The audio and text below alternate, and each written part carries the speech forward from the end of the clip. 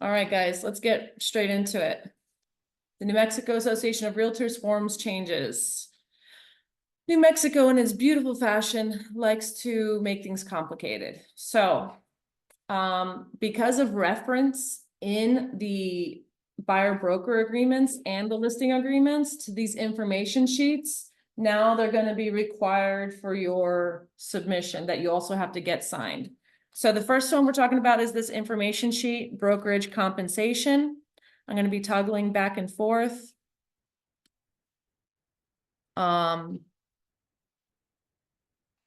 So we're not going to go line item by line item, but you guys should read this information sheet because this is what AMAR is telling buyers to read before signing a broker agreement. And they're telling sellers to read this before signing a listing agreement, right? Okay. So it talks about how listing brokerages get paid, right? What I want to read it is at the bottom, more importantly, right? In the listing agreement, is a seller obligated to provide the listing brokerage with enough compensation to share compensation with the buyer's brokerage? It says no. While this is something a seller may elect to do, there is no requirement or obligation for a seller to provide the listing brokerage with enough compensation to share compensation with the buyer's brokerage, right? Unless this is the policy of the listing brokerage. We can make it a policy, but guys, like I said in the Texas meeting, the DOJ is still coming after realtors. They're not happy with the settlement. DOJ is the Department of Justice. They want commissions completely decoupled. They want to make sure that sellers are not being forced to provide compensation to a buyer's agent. And so with that, New Mexico's forms, we'll go over it here shortly. They've made it to where it's almost impossible to define what is the listing compensation and what's being offered to a buyer's broker compensation. Okay. So my policy on this, guys, is that you don't collect the buyer's agent compensation in New Mexico. You can do so in Texas because the form actually differentiates between the two and says what we're offering and discloses it. But the New Mexico form does not disclose what we're going to be offering to the buyer's brokerage. So our policy now is in New Mexico, you're only collecting for the listing side. And I'm going to explain how you can actually get the seller to commit to offering a buyer broker compensation in separate forms. Okay. But it's not being collected by the listing brokerage anymore. It's being collected, being paid by the seller directly to the buyer's brokerage. Okay. So, I'm not going to go through all 3 pages of this. Again, the next page, it also says, is the seller obligated to agree to compensate a buyer's brokerage directly? No, they're not obligated, but you can tell them, look, there's a lot of buyers who can't afford to pay their own brokers right now, especially in our market. You know, you might want to offer, and I'll show you where in the listing agreement that we can actually disclose concessions rather than an actual compensation to a buyer's brokerage. Okay.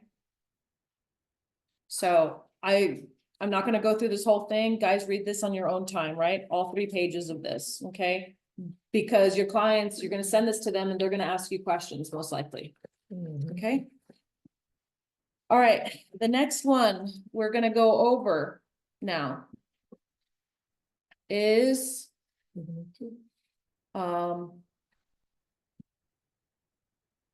sorry, the AMAR representation disclosures. Those were the last 2 that I sent you, that I gave you. So they should be at the back of your packet, right?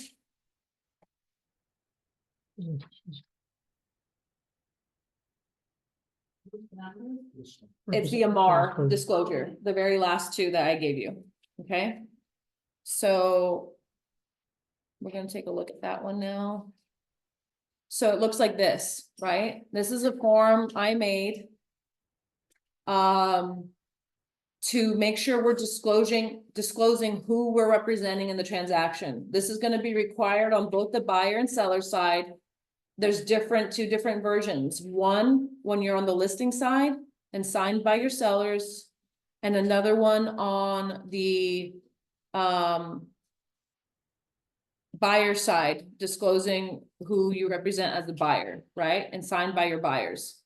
So just real quick, it says, we, the seller's names, the sellers for the property at, and it gives the property address in this one, have entered into an exclusive right to sell listing agreement with, it'll say your name of the AMAR Real Estate Group as of the listing start date. Okay? So all of that will automatically fill out if you fill out the tabs, right? Your people tab, your dates tab, and your property tab on total brokerage, okay? All of that will automatically fill out. This agreement has been signed for the purpose of disclosure to any who may view and potentially purchase the property. This disclosure is made to ensure transparency and to comply with all relevant regulations governing real estate transactions. Should you have any questions or need further information regarding this representation, please do not hesitate to contact. It'll say your name at your phone number or at your email address, right? And then your seller clients, listing clients will sign and date.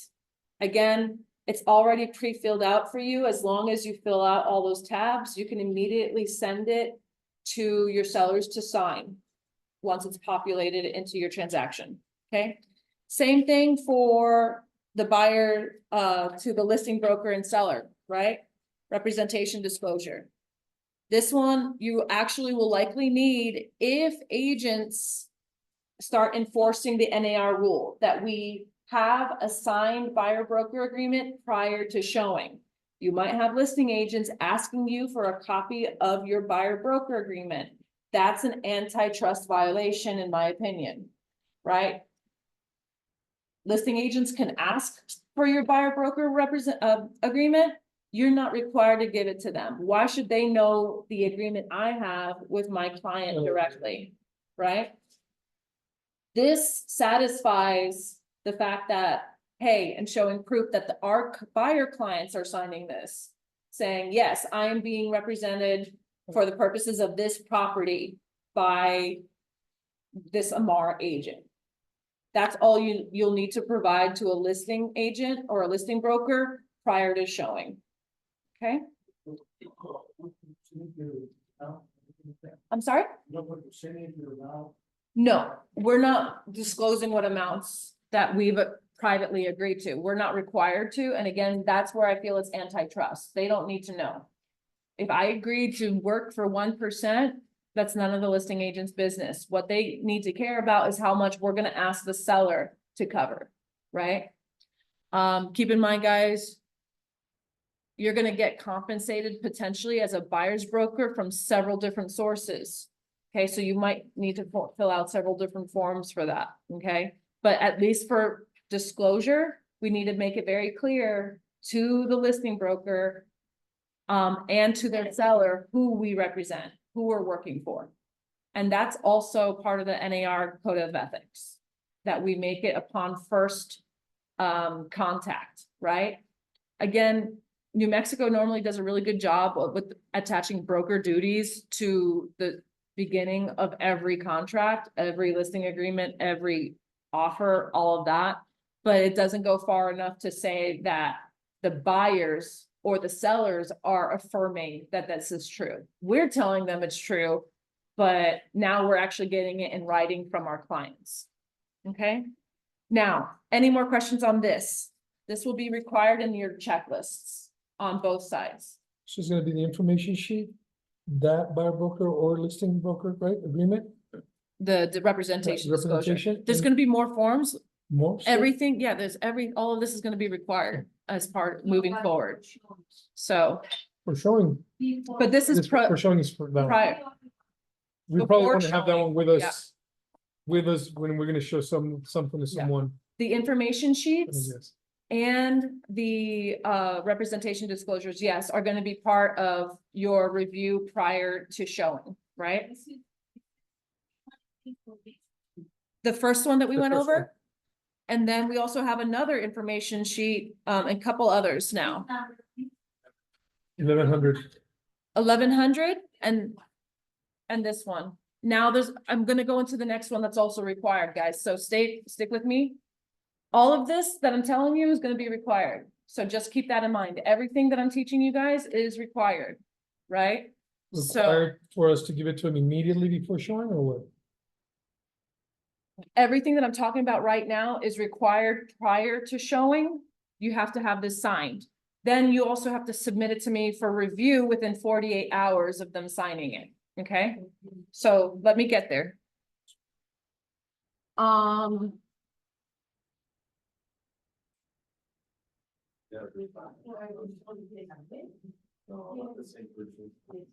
Okay. So the buyer one is generic enough you can send the same form to every listing agent that you come across, right?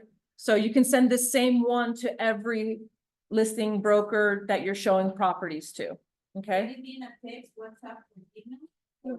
Yeah, screenshot, however you want to send it to them, as long as you send it to them, okay? So, only if they ask for it, guys. You have it there if they ask for it. You have to have it. But you have to have it ready before you show, because we're being taught now to ask for this. And you guys are also gonna be required to ask for representation disclosures prior to showing. Already been asking, Yeah, you don't have to send it to the listing broker. they unless asked ask me for it. already in Las Cruces, bro. They asked me, they're like, do you have the representation? And you sent them this generic sheet, To show the lady who the hell I was and who the client was. Yeah, but you sent them this representation sheet. Something like that, yeah. The actually know the buyer broker giving them. you just sent him the first page because I didn't have this form ready. Yeah. When he went to show that property, yeah. So. Yes, I've already updated all of my listings requiring this and asking this in the notes. And I'm already, when agents submit a showing time request to me, I'm telling them, please send this before I'll schedule the showing. Okay, and if they're like, it's because a lot of brokerages are not caught up on this. Yeah. All right, y'all, next. All right, next one we're going to is AMAR 1101. This is required for listings, right? It's also a notice to seller of change to multiple listing service rules, right? This form is really, let me go into my presentation here. 1101, notice to seller of change to multiple listing service rules.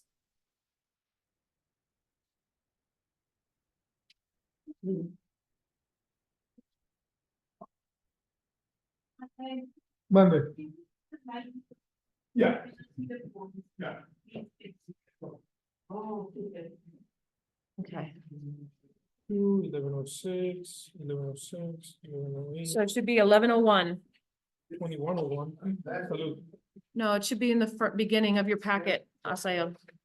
1101, the very first one would be this one. This is 1102, so it's right behind. 1101, aquí está. There you go. Sí, aquí está, aquí está. Es como the second set. Okay. Okay. So 1101. Okay. This is, for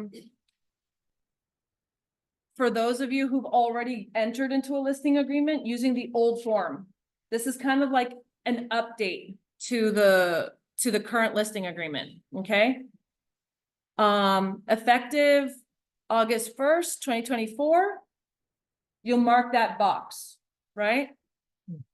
You're being given this notice because you entered into a listing agreement that provided the listing brokerage would share compensation with the brokerage representing. Now they're telling them it's changed, right? It's also telling sellers that buyers agents cannot receive more than what's in their buyer brokerage agreement. If you've already noticed, compensation's been removed from both MLSs, okay? So you need to provide this to your current sellers, ones you already have a listing agreement using the old forms, okay? If you haven't signed a new listing agreement yet, then this is not required, okay? or if you're going to sign a new listing agreement, then all of this is in the new listing agreement, okay? So you don't have to update them, right? This is required for those who already have a listing agreement. Make sense? Mhm. All right, same thing, next form, 1102 is for buyers. How things have changed with the MLS rules for now buyers and what it means, right? We cannot receive more than what's in our buyer brokerage agreement. If we choose to receive less, buyers are not required to come back up later, right? Once they sign a reduction, they're not required to sign. If the listing, for instance, brokerage is offering, say, 3%, and your buyer brokerage agreement says 2.5%, they're not required to sign an addendum coming up to the 3%. Okay, so they have their rules too. They have their ways of things. Okay, so you're gonna have to have full conversations with your buyers prior to showing homes, obviously, because they're signing a buyer brokerage agreement with you. And they're also needing to have consultation. This is where I'm really gonna push buyer consultations like you would for a listing presentation. You're gonna wanna have a buyer presentation maybe ready, okay? What's in that buyer presentation? Examples, testimonials of how you've helped buyers save money and whatnot from previous deals. And in addition, how all of this is gonna work. You might wanna make this part of your buyer presentation, right? With those you've already signed an agreement with. Again, this is just for those of you who already have a buyer broker agreement signed. Using- right? The 1101. This is 1102 now. Well, this is the buyer's form. The buyer's version of the same thing as the seller's, okay? Again, this is just to update the old buyer broker agreements. Okay? And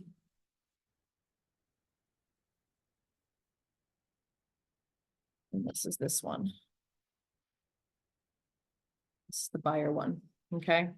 I'm gonna leave this up for the recording for a little bit, so that people can take a screenshot when they're reading through it, okay? So while you and the buyer brokerage may agree to change terms of the buyer brokerage agreement later through an addendum, you're not obligated to do so, okay?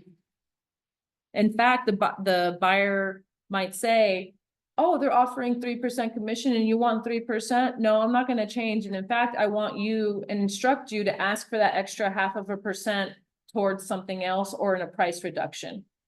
You know what I'm saying? They have that right to ask you. And you know what? When you sign a buyer broker agreement, you're obligated to do as they ask, right? They're your client. And if they instruct you to request lower because they know you're getting paid less and that the seller is willing to pay up to that, they might enforce Ask for that that. too. Mhm. Okay? So be very clear with folks. Honestly, my policy will be when I'm working with buyer brokers, I'm always gonna sign 3%, right? For me. If the buyer doesn't have it, say, we're gonna try to negotiate it with the seller, but you will be responsible for paying the difference. If they don't have the difference between what the seller's offering and that, then you might need to search for a different property for them. Or, if you lower your commission, once it's lowered, it's very hard to get it back up. You know what I'm saying? Because you can amend it to lower it, and then if the buyer backs out of this deal and goes to another I property, want to do the same. they may not be willing to come back up. You're gonna have to amend it down and up and down and up, depending on how the deal works out, okay? So my suggestion is, look, you're gonna be responsible for the difference, Mhm. period, right? Now, next, we're gonna go into the listing agreement itself, okay? AMAR 1106. While you guys look for that form, there is another information sheet on the multiple listing service that's gonna be required with your seller docs, your listing doc. This form is 1820. I did not print it for you. Okay, I'm asking you to go look for your listing agreement documents, 1106, while I talk to you about this one, right? It's 1820, the one we're talking about. Yes, so all it is explain the multiple listing service. What is it? What's the benefits to it? If they're required to place the property in the MLS. It talks about the clear cooperation rule, right?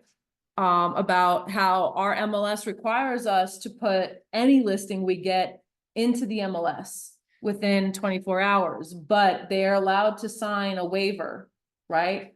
It's in the listing agreement, and then they're gonna have to sign a form that's an LCAR. That's provided by LCAR to waive their entry into the MLS, but LCAR needs to have record that they agreed to waive it, okay? This would be like in the case of, let's say, a commercial guy that doesn't want people to know that he's selling, perhaps, maybe? Correct. So you would Uh-huh. give him this and say, hey, here's his waiver, you need to sign this. Correct, and that comes from LCAR. This is just for everyone, Okay. information about multiple listing service, okay? Talks about syndication, blogging, what's an automated valuation model, all this stuff. None of that stuff is new, okay? It's just more about the benefits of the multiple listing service. Now, it also will address the compensation is no longer in there, okay? All right, now we're gonna go to our listing agreements. You guys have those ready in your packets? 1106. 1106, yes, AMAR 1106. Is there more than one page? Yes, there is more than one page. It should be 2 pages front and back. Right? And it's gonna show 1 of 12, 3 of 12, 4 of 12, and 5 of 12, okay? We're gonna go over these changes together.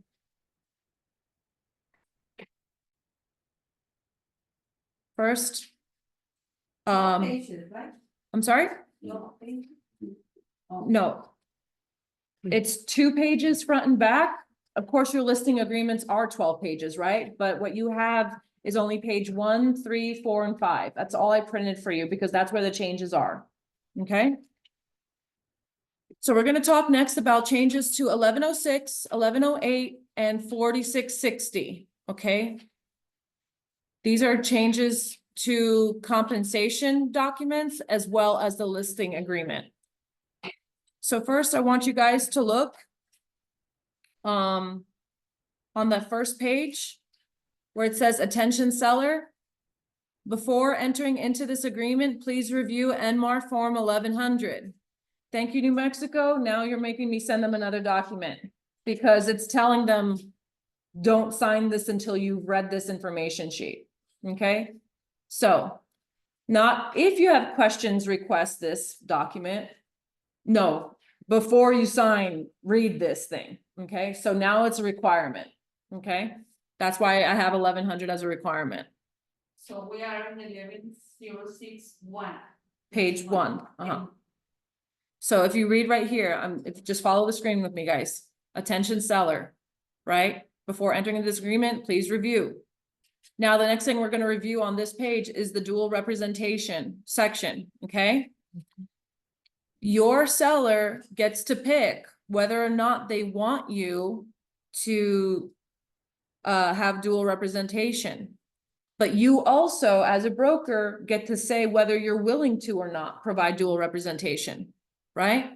I'm allowing you guys to do dual representation. Oftentimes, we're gonna have people, our own clients that we wanna bring to our new listing that we just got. We might have a buyer broker agreement already with a buyer and we get a new listing and like, this would be perfect for my buyer, right? That happens all the time. I don't wanna restrict you in that way. That's the whole point of getting listings, is to be able to bring buyers ourselves, right, into that agreement. But I want you guys to have a full understanding of what dual representation means. And this is what New Mexico says it means, right? You're providing services to the seller and to the buyer equally. And you owe the seller and the buyer all the broker duties on cover page 1, right? So under section A of your broker duties and section B. Keep in mind, you're not allowed to tell the seller how high the buyer is willing to go. And you're not allowed to tell the buyer how low the seller is willing to go, okay? This does not create dual agency. Why? Because we, again, AMAR policy, we're transaction brokers. We are not agents in New Mexico. We do not do agency in New Mexico, okay? So. Section 2A, you're gonna mark if you will or will not provide dual representation and transaction. Again, I'm allowing you to, but it's totally up to you how comfortable you feel being able to duly represent someone in a transaction, right? If you decide you won't provide dual representation, you're going to tell the buyer who doesn't have a buyer's broker, right? That either they'll need to get their own buyer's broker to help them, or they'll need to proceed as an unrepresented buyer. An unrepresented buyer is someone who won't sign an agreement with you, and they won't sign an agreement with any buyer broker, okay? Now section B, again, the seller also has to consent, right? If they both, the seller and the broker, agree to dual representation, here's where it gets tricky for them. If I get an inspection report from the buyer and I'm duly representing both sides, I'm required to now disclose everything on that inspection report if the deal falls through. Okay, that's the tricky part with dual representation. That's what goes against the seller. The seller may not have any idea, but I, as the broker, have to disclose in that situation. To the next potential buyer? To the next potential buyer. Okay, so keep that in mind. That's a negative. That's a con to doing dual representation. You need to explain that to your sellers. Now and then asking them, will you consent? And they'll say does or does not. If they want you to just represent them fully and completely, they have that choice, and you'll mark the does not consent. Okay, Anna, question? So in all honesty, it's not in the seller's favor to decide that. It's not in their favor, except that I incentivize them, right? When I work and I bring a buyer myself, I won't charge a full 6%, I'll charge 5% and save them 1%, right? In that way to incentivize them. But also, I also explain it's a reduction in services from me, right? This could potentially happen. I can't advise you on how to negotiate with a buyer necessarily anymore, right? I need to become Switzerland, right? Where I'm just telling and helping the transaction get to the closing table, right? That's what we call intermediary in Texas, and in New Mexico's dual representation. Of course, I'm helping at both sides. So I try to incentivize them in that way. I won't, ask for the full amount. In that case. Any other questions before we move on to the next section of this? So are we allowed to pay? Yeah, Okay, I'm not sure how to know in Mexico. Uh-huh. If the agent also ask for any of the forms, I just get my buyer's representation agreement and go. you need your buyer's representation. I also need this within 48 hours of you signing the buyer rep agreement, the representation disclosures, the information sheets, all of that needs to be signed and sent to me for review, which I'm gonna go over those rules at the end of the presentation today. But again, 1102 and the buyer's representation agreement? yes, and the AMAR representation disclosure. Where is that? That's the one we already went over, the AMAR one, right? Those have to be signed, So 1, 2, 3, 4, 4. 4 forms, yeah. Again, and the 1102 is only if you have an old buyer broker agreement. It's not the new one. So 1100. So then you don't need 1102 if they're signing a brand new buyer broker agreement. Make sense? 1100 AMAR presentation and buyer representation agreement. Correct. Thank Yeah. Okay. Any other questions on the listing agreement before we move forward? Okay, now, the next page, we're gonna go on the back of that front page. It's page 3 of 12, right? What would be page 3 of 12 of your listing agreement on the back, right? We're gonna jump down to paragraph 6. Okay? You're gonna see initials in the middle of the page where the sellers need to initial here, acknowledgement by seller, okay? This is still a listing agreement. Yeah, but which number are we? on? Number, it's paragraph 6. Okay. Acknowledgement by seller. They understand that the compensation paid by a seller to a listing brokerage or any amount the seller has agreed to pay a buyer's brokerage is not dictated by MLS rules. You're gonna see this repeated over and over and over again on almost every document, okay? But now they have to initial. This is the only place that they actually have to initial next to it, okay? To the listing brokerage in the event of a sale, right? You have your dollar amount or your percent amount. This is where you would normally put 6% Hey, right?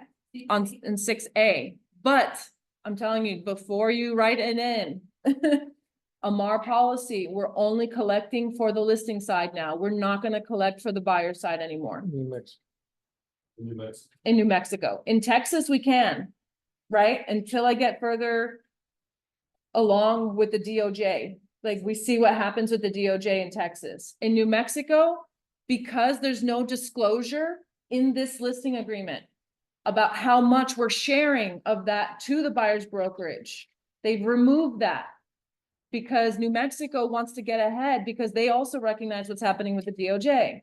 They are making it to where it's almost decoupled. And for me, to protect you guys, we're decoupling now in New Mexico. We're only putting our side of this here, okay? Because there's no disclosure to the seller of how much we're gonna share with the buyer's brokerage. What if they're willing to pay 6%? If they're willing to, I'm gonna show you another way, okay? Just bear with me again, wait for questions until I ask you. Okay. Yeah, okay. So this is where you'll put your 3%, right? If we're doing 3 apples, right? I need to make sure I'm being clear about this because you can't call it percentages. We're not colluding. This is office policy though, right? We can talk within the office, but you're not allowed to share our policies outside of this brokerage. I'm making that clear right now, okay? We put 5%. Huh? We put 5% just in case. The amount. No. We're not doing that anymore. Okay, we're just doing it. decoupling. We're decoupling as a MAR policy. So for instance, 3% of the sales price of the property would go here, right? Now, if you're gonna work with an unrepresented buyer, someone who does not want to sign a brokerage agreement with you, nor with anyone, right? That they've not signed with anyone. Then you're gonna mark this box, say unrepresented buyer. Now, this is in addition to the above compensation. If you bring an unrepresented buyer to the transaction and it's let's say it's 2% here. I'm charging 3% for my listing services and I'll charge just 2% to bring you an unrepresented buyer. Okay, we're gonna get to those who you represent in a little bit. I'm gonna show you where you can put it in this agreement, right? Again, but nothing obligates the seller to agree to that. Okay. So again, we're decoupling in New Mexico. In Texas, because there's disclosure in the listing agreement, I'm allowing you to do the 6% and sharing in Texas and cooperating. But in New Mexico, I'm not allowing you to with these new listing forms. Okay, you can charge 4%. And that's not a bad idea. Because again, you might have to go show a lot more properties now to buyers directly. And the seller's gonna be like, well, I thought I was gonna save money with these new rules. Maybe, maybe not, right? Anyways, moving forward. This section B here, to buyer's brokerage in the event of a sale. Sellers under no obligation to compensate the buyer's brokerage that represents the buyer in the sale of the property. But if they're willing to do so, see NMAR form 4660, seller's compensation of buyer brokerage, okay? I'm gonna ask you guys, we're not gonna go there just yet, okay? I'm gonna explain that in a little bit. But if they are committed to giving to a buyer's broker, you're gonna have them sign that form upon listing. And then you'll have it available to send out to any buyer broker who contacts you. Okay, you're just gonna send that agreement, but it's now that agreement is saying the seller is paying the buyer's broker directly. We're not collecting for them. Do you see the difference? What's the form again? That's 4660. Okay, we're gonna go over that form here shortly, all right?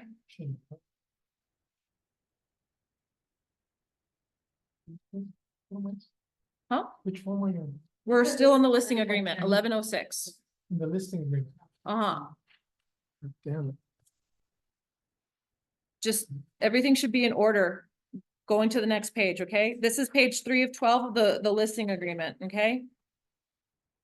Now we're done with this page. Any other questions about this? With the exception of 4660, the form 4660, because I'm gonna explain that here in a little bit. Okay, any other questions about that section 6A? No? All right. Now we're gonna move to the next page, guys. This is page 4 of 12, NMAR form 1106, right?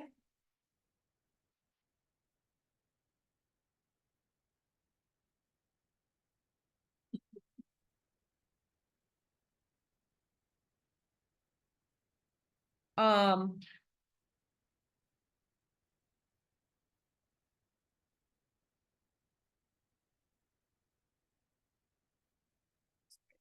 Okay, so 1106. Now paragraph 6, section E. It used to be guaranteed, if we wanted to, my policy was always to give the earnest money in the forfeiture of an earnest money back to the seller. It was always my policy. But our agreements automatically gave us the opportunity to take half. Now we have to check the box if we want half of the earnest money. When would you use this? Honestly, commercial deals where earnest money could be anywhere 20,000 and above kind of a thing, like really high dollar amounts. And commercial deals could be going for 2-3 months. You could be doing 2-3 months of work and then the buyer breaches the contract for whatever reason, right? That's when I would use this. But as far as my belief system on it, I think it's abusive of sellers on just a regular residential resale to collect the earnest money if the buyer is the one who breaches. It's not your client's fault, it's the buyer is the one who breaches. That's why your seller is getting any earnest money to begin with, right? So if that's the case, then I just give it back, but it's up to you guys and it's up to you and the sellers, right? To check that box, right? Okay, Anna? Doesn't New Mexico pretty much give back the buyers their money anyways? They have a lot more outs Yeah. than the seller does. But let's say the buyer changes their mind the day of closing. You know what I'm saying? have to check number 7 or we can leave it on? We're not at number 7 yet. We're at 6E. Oh, then that's fine. Yeah, 6E. Yeah. 6E, right? This is still paragraph 6. Any other questions on the forfeiture of earnest money before I move to the next section? It's pretty simple. Either you're going to get half or you're not, right? We can leave it blank. This is still the listing agreement, 1106. Yeah, you can leave it blank. Yeah, that's gonna be my policy for me and my clients. I'm gonna leave it blank. I'm not gonna ask them on a residential. On a commercial, I will mark it, right? Because again, yeah, if the buyer breaches, right? This is if the buyer breaches, okay? Why would you not work on 60 days or 50 days on a residential? Because the sellers typically, like for instance, earnest money in our area, you guys see it between 1,000, maybe 1,500. The sellers have had to pay a mortgage. They've actually gone through financial trouble to keep this listing going while they're under contract with this buyer. To me, I'd rather help them out in that sense, because they're the ones incurring the utilities costs, the mortgage costs, all of that while you're under contract. I'm sorry?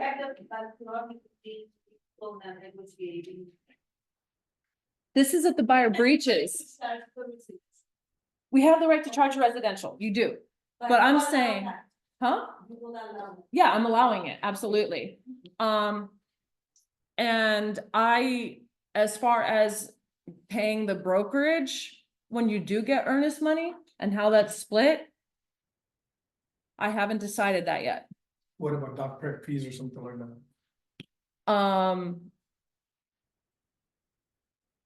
Again, I haven't decided any of that yet, so I will tell you guys how that's gonna work. Cause I haven't had it happen yet, so. There you go. I don't want to tell you something now and then have to change it, okay? So. It'll probably just follow our normal commission standard, you know how it is, if you're getting paid less than 500. It's yours to keep. If it's under $1,000, you only have to pay the E&O 65, right? If it's more than $1,000 of what you're receiving, right? Then it'll be subject to the transaction fees, right, that we have, okay? So keep that in mind. All right, we're gonna go to paragraph 7 now, guys. Paragraph 7. So for those of you who are like, well, I want to be able to get paid on a buyer rep agreement. When I have an actual representation agreement with a buyer, right? A brokerage agreement. This is where you're gonna put it, under section 7, right? So this is in addition to any compensation seller will pay to the buyer's brokerage. Seller will offer seller assistance concessions to buyer in the amount of X or X%. So you're either gonna mark this seller assistance concessions box, because the concessions can be used towards buyer brokers, right? Or you're gonna fill out 4660. You're gonna fill out form 4660, one or the other, right? You're either gonna fill out this concession section under paragraph 7, or you're gonna fill out the seller's compensation to buyer's brokerage form, which is 4660, one or the other. If you do both, now you're pretty much obligating the seller to potentially 9%. You know what I'm saying? So we don't want to do that. So if it's 8 or so, or it's Paragraph 7 or or that other form, 4660, okay? Now, if the seller is willing to pay a buyer broker and offer concessions, then you can do both. If they're willing to do it up front. But what seller wants to just offer that up front? Then we have to advertise that, right? We don't want to do that. Most sellers don't want to do that. They may want to do that knowing that their property might be difficult to sell, right? But then you're gonna have to work that out with the seller. Does this make sense? Is anyone confused? Very, well, which way is better? This one, not the 7, because they already pay 6%. Not necessarily. Okay, because guys, this is earmarked for assistance concessions. Your buyer that you represent may say, well, I wanted to go to my closing costs, not to pay you. Well, but you already have a buyer's rep before you show it, you're paying. You do have a buyer's rep. Have you checked if your buyer has the funds?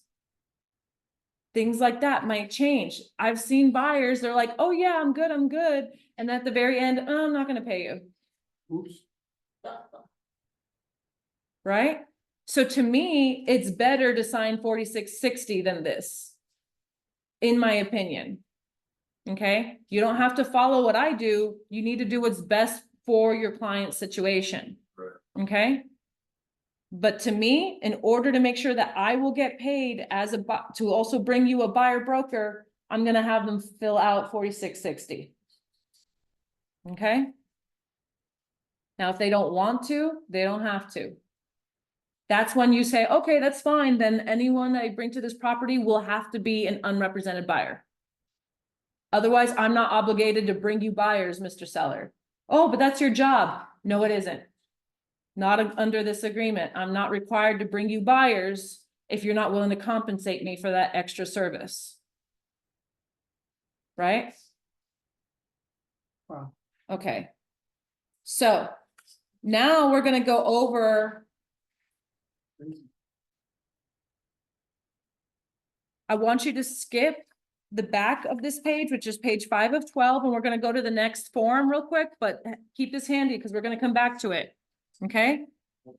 We're gonna go to Form 1108, compensation and cooperation agreement, brokerage to brokerage.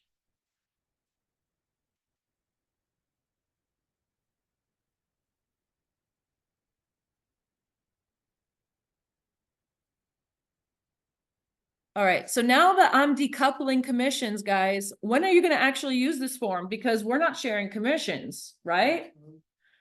This is for your current listing agreements signed prior to the change. When you've already collected and gotten the seller to commit to sharing compensation, right? This form is also if you're the buyer's broker and you're making an offer on listings that are on the market now and the listing brokerage is offering commission. When you call the listing broker and you're like, hey, are you guys offering commission or is your seller offering commission?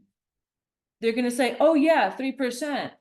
No, but is it you, the listing brokerage offering the commission, or is it the seller? You have to get very specific because it changes which form you're gonna use, right? Oh, it's the listing brokerage. Okay, great. Now you're gonna use 1108. Right? And 1108, we've always had this form. Compensation and cooperation. The thing that's changed here, guys, with this form is that 1108, you used to be able to say, oh, this is our agreement if I bring you any buyer. Now it only gives you the option to name a specific buyer or tenant. Did you put it to multiple or? You put the verbiage there like to any? No, you cannot put to any. You have to identify identity of buyer and or tenant as applicable.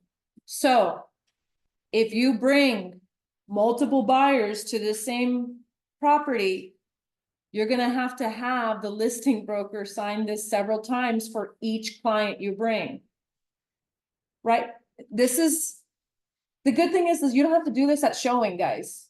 You can do this prior to writing the offer. So if you know your client's gonna write up an offer on the property, then you fill this out and sign. Right? But if your client's not filling out an offer, then you don't have to do this because why am I gonna get an agreement if my client's not interested in writing an offer? Right? But you want this signed prior to you sending the offer. This is an agreement between the brokerages, right? This is between AMAR and whoever the other side is, the other brokerage, okay? And then again, it just talks about the percentage of the sales price or percentage of the original lease term amount. So you put that 3% of sales price. If that's the commission you're willing. Now, keep in mind, if your buyer broker agreement says 2.5%, then you can only put 2.5% here, right? You cannot But put you more. that 3% of sales price. Correct. This is your side, the buyer side of the compensation. Okay. Or if you're on the listing side, and again, you already have the seller committed to sharing compensation. You can have this form already signed, pre-filled out and signed by you. Ready to give to any buyer broker who tells you they're gonna write up an offer. You can send it to them, already done. Okay, does that make sense? This is for those who already have a listing agreement where it's not decoupled. Question? So. What I'm saying is, AMAR is no longer going to pay the buyer. Correct. In New Mexico. In New Mexico, only, we're gonna say seller can only pay. The seller can only pay you, correct. And again, I do that because there's no disclosure of how much we're sharing with the buyer brokerage. I would let you. The Texas form allows you to right now. I'm all about disclosure to the seller. This New Mexico form does not disclose. Okay? So, there's still a way to get them to commit to it. Over, Huh? over here on 1108, it says, Mhm. number 2. Number one, application agreement, and then number two, identity of the buyer, if there's any buyer. Reviewed by cooperating broker, No, it says that, number two. where are you looking at that? Are you looking at the new form that we have Looking at 1108. on your computer? That's the old form, that's the old version, that no longer applies. So. This new version that's here is the one that applies. This system is the new one. So, alright, so you go to the MLS, no one. I don't see compensations. So, but you used to see it, right? So you go there and you see. One house is, they're giving 2%, one is giving 2.5, one is giving 2, whatever, right? So. You go show all the properties, but you try to push that 2%, right? And so, this is the same thing. A listing, like, so a listing agent, right? Like a buyer's agent coming in to the listing. That broker is not paying them, that is the seller. They're not gonna push that property. Not necessarily, let me explain guys, okay? So that's where form 4660 is gonna come in, okay? You can still get the seller to commit.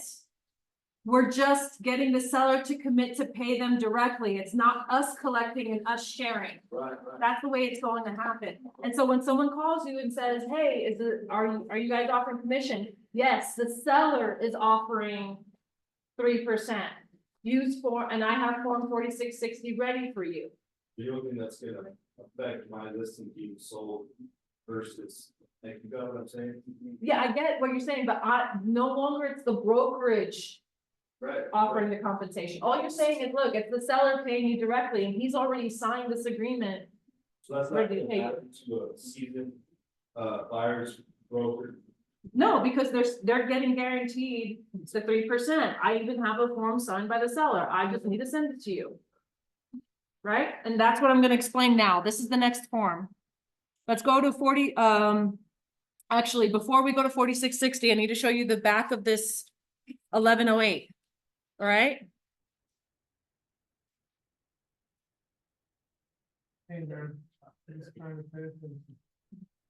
Number 8, no direct relationship with the seller. That's clear. This is brokerage to brokerage, right? So that's 1108, This is, yeah, the back of 1108, page, the back side of it, okay? so it's page 2. Page 2. Okay. This right here, cooperating brokerage. You, as the buyer's broker, now need to sign and affirm that you're not receiving more than what's in your buyer's broker agreement. If you sign this and your buyer broker agreement is less than what's in here, you can get fined. You can get in trouble if they find out. I don't know how they'll find out, which is why I created the representation disclosure, but we shouldn't be sneaky. We need to be honest and ethical and follow the NAR rules, okay? You cannot receive compensation from one or more sources, the listing brokerage, the buyer and or seller, that exceeds the amount of compensation that the buyer has agreed to pay in the buyer's brokerage agreement. You have to assign this on the cooperation and compensation agreement as the buyer broker, okay? And I will be verifying it before your CDAs are sent out. If I see your buyer broker agreement is for 2.5% and you sign this for 3%, I'm only gonna authorize the CDA for 2.5%, guys. So that we comply with the laws and the rules, okay? So don't try to get it by me. Not to saying you will. I believe you guys are honest and ethical, which is why you're here, and I have allowed you to come on board, right? Anna, So if the buyers are going to pay you 1% and the seller is offering to pay 2%, and you put 3%, you can get the full 3%. correct. But I thought you said compensation for more than one part. You can receive from more than one person. And so you can't receive more than what's okay, all right. in your buyer broker agreement without an amendment, okay? And I'll put that caveat in there, without an amendment. Or in New Mexico, they call it an addendum. I don't know why. It's confusing. So, does this make sense? Yeah, I'm gonna put 10%. No, I'm serious, because they'll be like, look, they might be giving me 2%, so it's possible, or 1%, 1.5 is possible, you don't have to pay 1.5%. They don't understand what the hell you tell them. Now, you think you can understand what the gibberish is at? Yeah, but the broker will pay us. So is it okay? Correct. That's not greedy, that's covering my tail. Yeah. That's what I'm telling you guys. I'm not signing for less than 3% for me, no matter what. If the buyer wants me to come down later, I'm not gonna do it at contract signing because then I'm obligated to stay at that lower amount for any deal that happens afterwards. Yeah, so, but I can go down to 3. You could go down to 3, whatever, you know? Okay, now we're gonna go to 4660, okay? Form 4660. This is seller's compensation to buyer brokerage.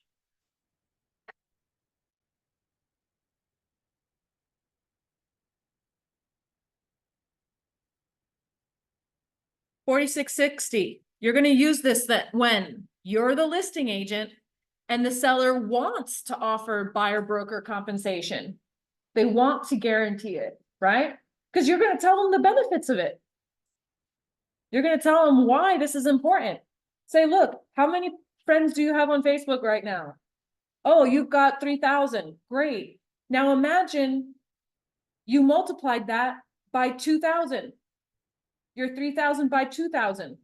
And that's how you can get coverage across all of El Paso of people's contacts. You're just pushing and marketing yourself much better. My sphere of influence might only be 5,000 people.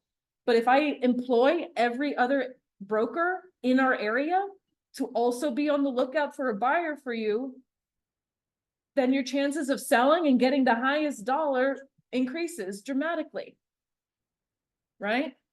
But you're going to employ them directly, Mr. Seller, not me in that sense. They don't work for you, but you're going to pay them for bringing you a buyer. Okay. So that's one reason. The second reason is you're the buyer broker and you're making an offer on listings with an unrepresented seller, AKA a FSBO, right? A for sale by owner. You're going to use this form for that prior to you sending the offer. This needs to be signed, okay?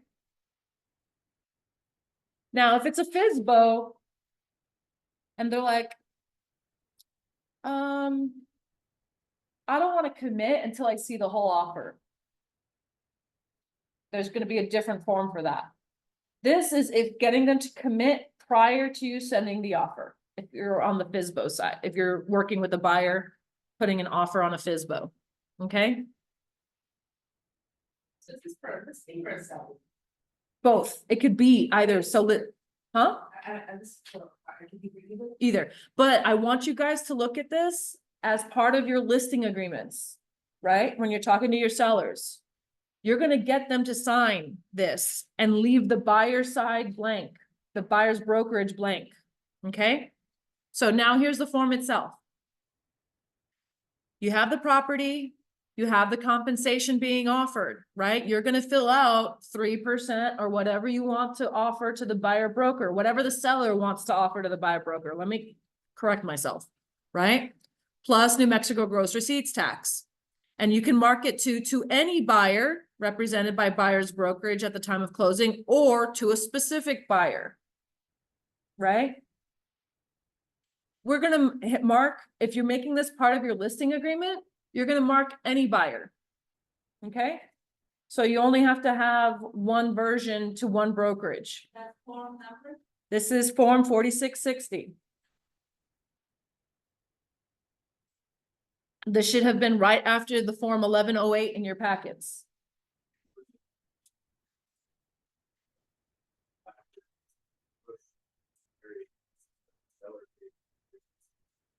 Yeah. You're able to start to buy. Now, this is gonna charge the buyer's brokerage, or the buyer's brokerage is charging the seller. It hasn't changed. The seller is still being charged the gross receipts tax, right?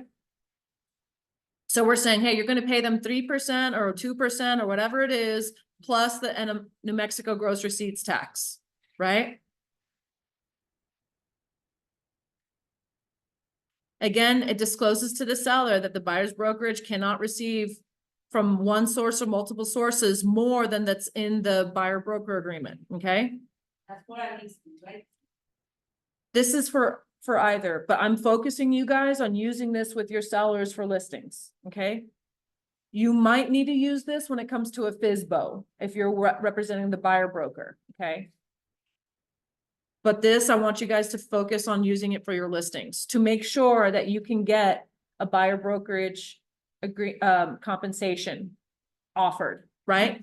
Now, I'm gonna go back to the listing agreement. Don't get your papers out. I'm gonna just go back to the listing agreement and show you something. Okay, back in that paragraph, paragraph 6, part B, right? Why do we want this as part of our listings, right? If seller executes NMAR form 4660, broker is authorized to promote this compensation in any and all advertising with the exception of the MLS, which prohibits the advertising of buyer brokerage compensation. Okay, so in Texas, you can't even put her under advertising, but in New Mexico, you can. You can advertise it, just not in the MLS. Same thing in Texas. You can advertise it. That, remember that seller's disclosure of, or seller's authorization form that I told you guys in Texas? That's where you're authorized to advertise the concessions. Here, it's in the listing agreement, right? But it's actually part of 4660. But they're referencing it, what we're allowed to do with it, right? Your website, can you put like in the marks? See website compensation. No? You cannot. You cannot reference to any third party outside. Flyer on your. You can put flyers out, like for instance, let's say you have one of those flyer boxes in front of your property in your listing. For compensation details, scan here, Facebook, whatever, right? or whatever. Okay, if you don't wanna use a scan, can you put it in writing 3%? You can put it on the flyer itself, yeah. You just cannot put it in Realtor Facebook groups. Who else is in the WhatsApp? Realtors in El Paso WhatsApp group. You cannot put it there. Okay. You cannot, because it's like having your own mini MLS, Oh. okay? And if you start seeing people put it in there, don't think you can do it. They're wrong and they can get in trouble. And you can put it on a flyer on Facebook. You can put it on flyer, you can put it on your Facebook business page, on your Facebook personal page, on your Instagram, on your TikTok. Yes, you Offered by sellers. offered by sellers offering X amount, whatever it is. You can do that, Which is not in groups. but not in any realtor groups, because now again, that's like collusion. Right? That brings us back to collusion. Okay? So seller is offering 3% towards buyer's agent commission? Is that okay to put? To buyer broker commission, correct? Buyer's broker, Or compensation, commission or compensation. broker compensation. Again. You're gonna be tempted to do it in the WhatsApp group. You're gonna be tempted to put it in the realtors groups on Facebook. Do not do it. If I see it, I'm gonna make you take it down immediately. They can ask you, right? You can say, yeah, this is a compensation. But if someone calls you, yeah, you can say the seller is offering X amount by them signing 4660. This form, the seller's compensation to buyer's brokerage, okay? Get it signed, even if it's not signed by the buyer yet. Right? Get it signed by the. Seller, get it signed by the seller. Or not your listing. This is now in current listings. Yeah, so this is how you get, and then take it a step further. Sign it on behalf of AMAR. right? To any buyer represented by buyer's brokerage. See on the back page of this where buyer's broker can sign this? You can sign here. And now the seller's committed to bringing or to paying you if you bring the buyer as the listing agent.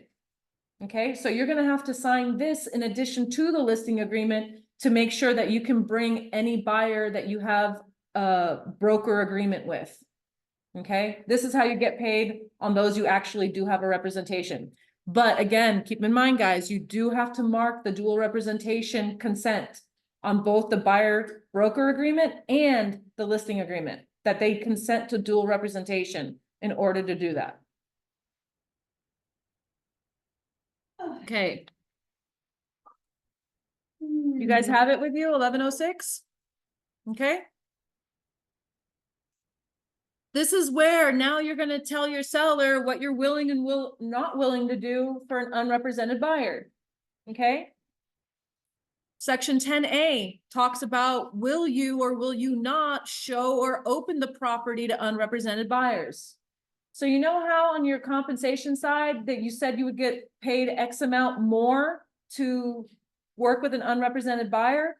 If that seller's not willing to pay you anything, then you're gonna mark will not. I'm not gonna go open doors for someone who's not represented. Because why are you gonna make me work extra if I'm not gonna get compensated for it, right? Or if you're willing to do it for free, that's totally up I to think- I you. think the approach could be like, well, so do you want me to show properties to 100% buyers? Yeah, well, of course, okay. This applies, this applies, this applies, this applies. Exactly. But what if they have already signed the 4660? Those are people who are represented. We're talking about unrepresented buyers now, okay? 4660 is to a buyer's brokerage, which means those buyers are inherently being represented by a brokerage, right? So, Oh. for somebody that calls you and say, you don't want to say that. So, oh, I'm not working with a buyer broker. I don't have any representation. This is someone who doesn't have, that's just the buyer and they haven't signed an agreement. Like, it's show you this done by interpretation, so that's why you. You can show your listing to an unrepresented buyer, right? Let me get through this, okay? So you will or will not show or open, right? If the broker is strictly working on behalf of the seller when showing the property, we're not required to have a buyer broker agreement to show that property to the unrepresented buyer, right? We don't have to have a buyer broker agreement. Okay. Important note to seller though. If broker is not willing to open or show the property for an unrepresented buyer, then they understand that that unrepresented buyer will have no access to the property. No access to the property. By selecting will not and signing this agreement, they're agreeing that we're not obligated to open and show for an unrepresented buyer. Make sense? Clear? Pretty clear. And say, hey, Mr. Seller, I want to work for you, but I have to do and work with the buyer side with an unrepresented buyer because it's going to be extra work for me. It is going to be extra work, not as much as say a buyer you're representing, but it is going to be extra work, right? Okay. Now, section B of this. Will we or will we not provide AMAR forms to an unrepresented buyer? If the buyer is unrepresented, we're not allowed to write an offer for them. They have to write their own offer. We cannot provide comps. We cannot do any of that, okay? I want you guys to look on the next page in your packet is the notice to unrepresented buyer. This is form 1208.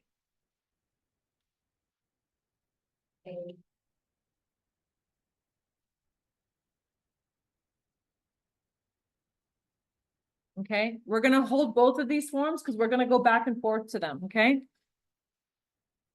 We kind of went over this in June, but some of you guys are new to the brokerage. So I want you to read this and have the full understanding of what you can and can't do with unrepresented buyers, right? The unrepresented buyer, before you show them the property, they're gonna sign this. You're gonna ask them to sign this, okay? And tell them they're gonna get no services. right? We're advising them that they retain a broker to represent you, right? You have represented to the listing broker that you do not have a buyer's broker, and you have been advised by the listing broker or brokerage to retain a broker to represent you in the transaction. Despite this advice, you've elected not to work with a buyer's broker, and you'll be representing yourself in this transaction. Make sure they're clear on this, right? You're unrepresented. So therefore, now I do not owe you any of these duties down below. I will not be providing you with market information. I will not be helping you draft an offer or any counter offers, notices, or other information. I won't be helping you in evaluating any counter offer that my seller client will write to you. I'm not going to be giving you any opinions or advice. I'm not going to be giving you any information related to any duty you may have under the purchase agreement. So duties to meet deadlines, we're not going to tell them, hey, I need this by this date because of the deadlines, get it to me, right? We're not doing that. That's not our job. If they miss their deadlines, that's on them.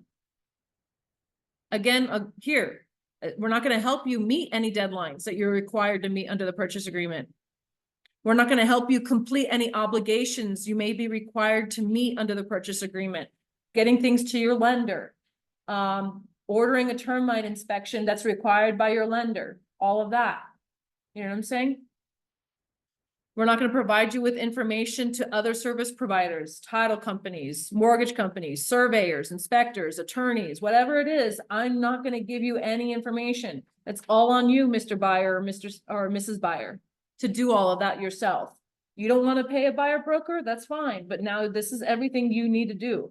And again, this is not an all-inclusive list. There could be other things that we do for our clients.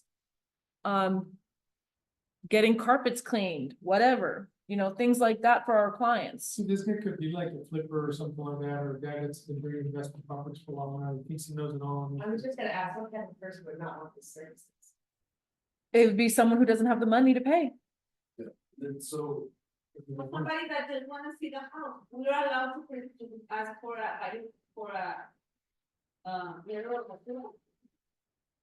Well, here's where I'm gonna go into that now, okay? Hold on a second here, if they're unrepresented and you inadvertently offer any of the services that we talked about right now on this list, you may have created representation and have making us liable for that representation, even if you don't have a representation agreement, if you don't have a broker agreement. By you providing those services to an unrepresented buyer in any way, shape, or form, you may have created a relationship now that they could legally come after us for, okay? Do not do it.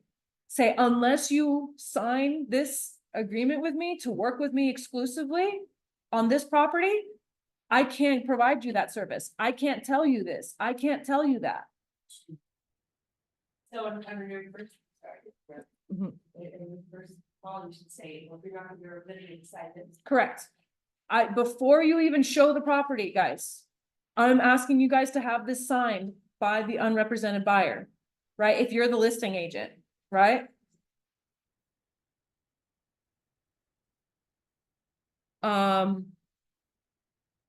The back of this page, okay? The use of the forms. We may, but are not obligated to provide you with forms to use in this transaction. We know there's copyright on our NMAR forms, right? No one can just use our forms.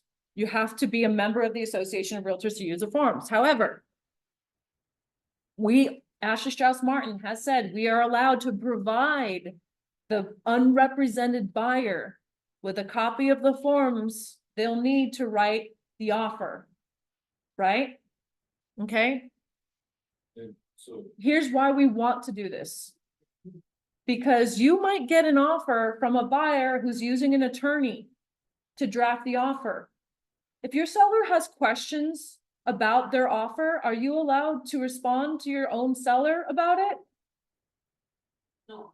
No, we're not attorneys. We cannot interpret a random contract that's been given to us. We can't explain it because we haven't been trained on it. We've been trained on these forms. Dominic, So, okay, so, like in Texas. Any general public can use a track one that Fort Valley. correct, is a publicly available form. Yeah, so it's not a TA. So here in New Mexico, NMAR form, is the residential purchase agreement NMAR or is it the NMREC? It's NMAR. There are no New Mexico Real Estate Commission forms. Are they, they're not a member, how is Ashley Martin law? I'll explain that to you. There is another form that's next in line that we're gonna talk about. But let me get through this first, okay? Assistance. If you need assistance in filling out an offer, go get your own broker. Is pretty much what it comes down to, or attorney, right?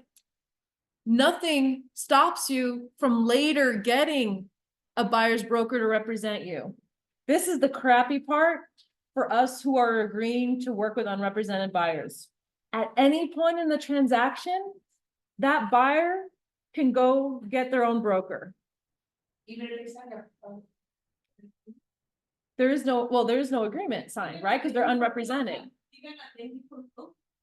A day before closing, they could do it, but About this line there.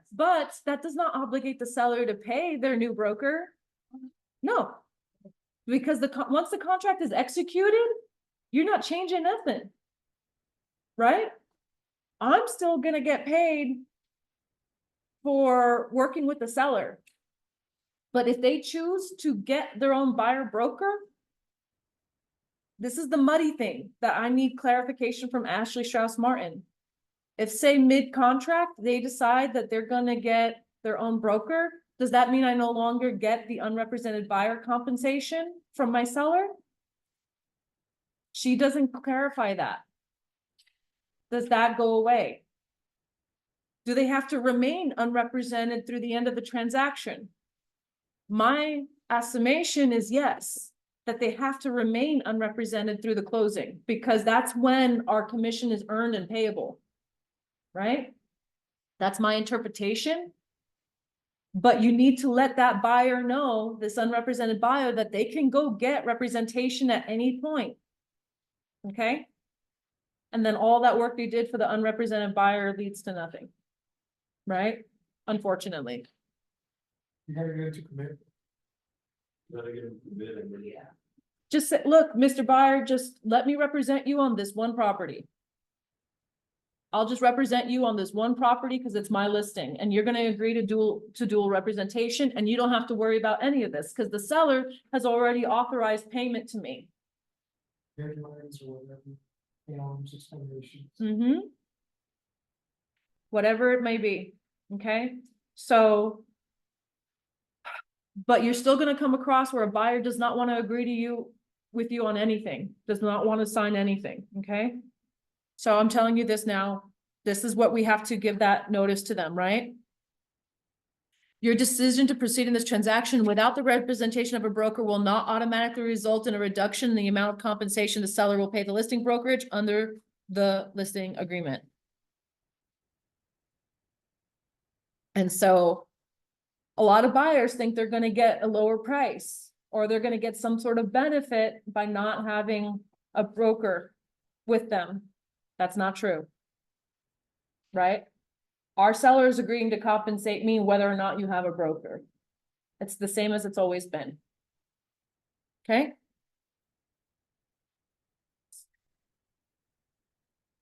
Nor is the seller required to drop the price because of that, right? Seller is not required to offer compensation if buyer chooses to have their own representation. Any concessions negotiated prior to contract execution can be put towards their new broker. If the buyer asks for seller credits of $3,000, the buyer can now use that money to pay their broker rather than their closing costs. But those are concessions, right? Anything that was negotiated in the contract.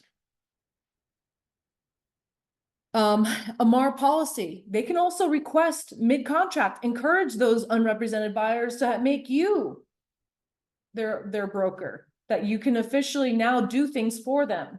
and get them to meet their obligations, right? If they request for you to duly represent them later in the transaction, then they are now your client. You must immediately get a buyer broker agreement signed from them. That must require compensation from the buyer separate from the seller. Because once you're under contract, we've already promised our seller done his net sheet, right? Once we're under contract, now we're gonna say, oh, well, now they want me to work for them.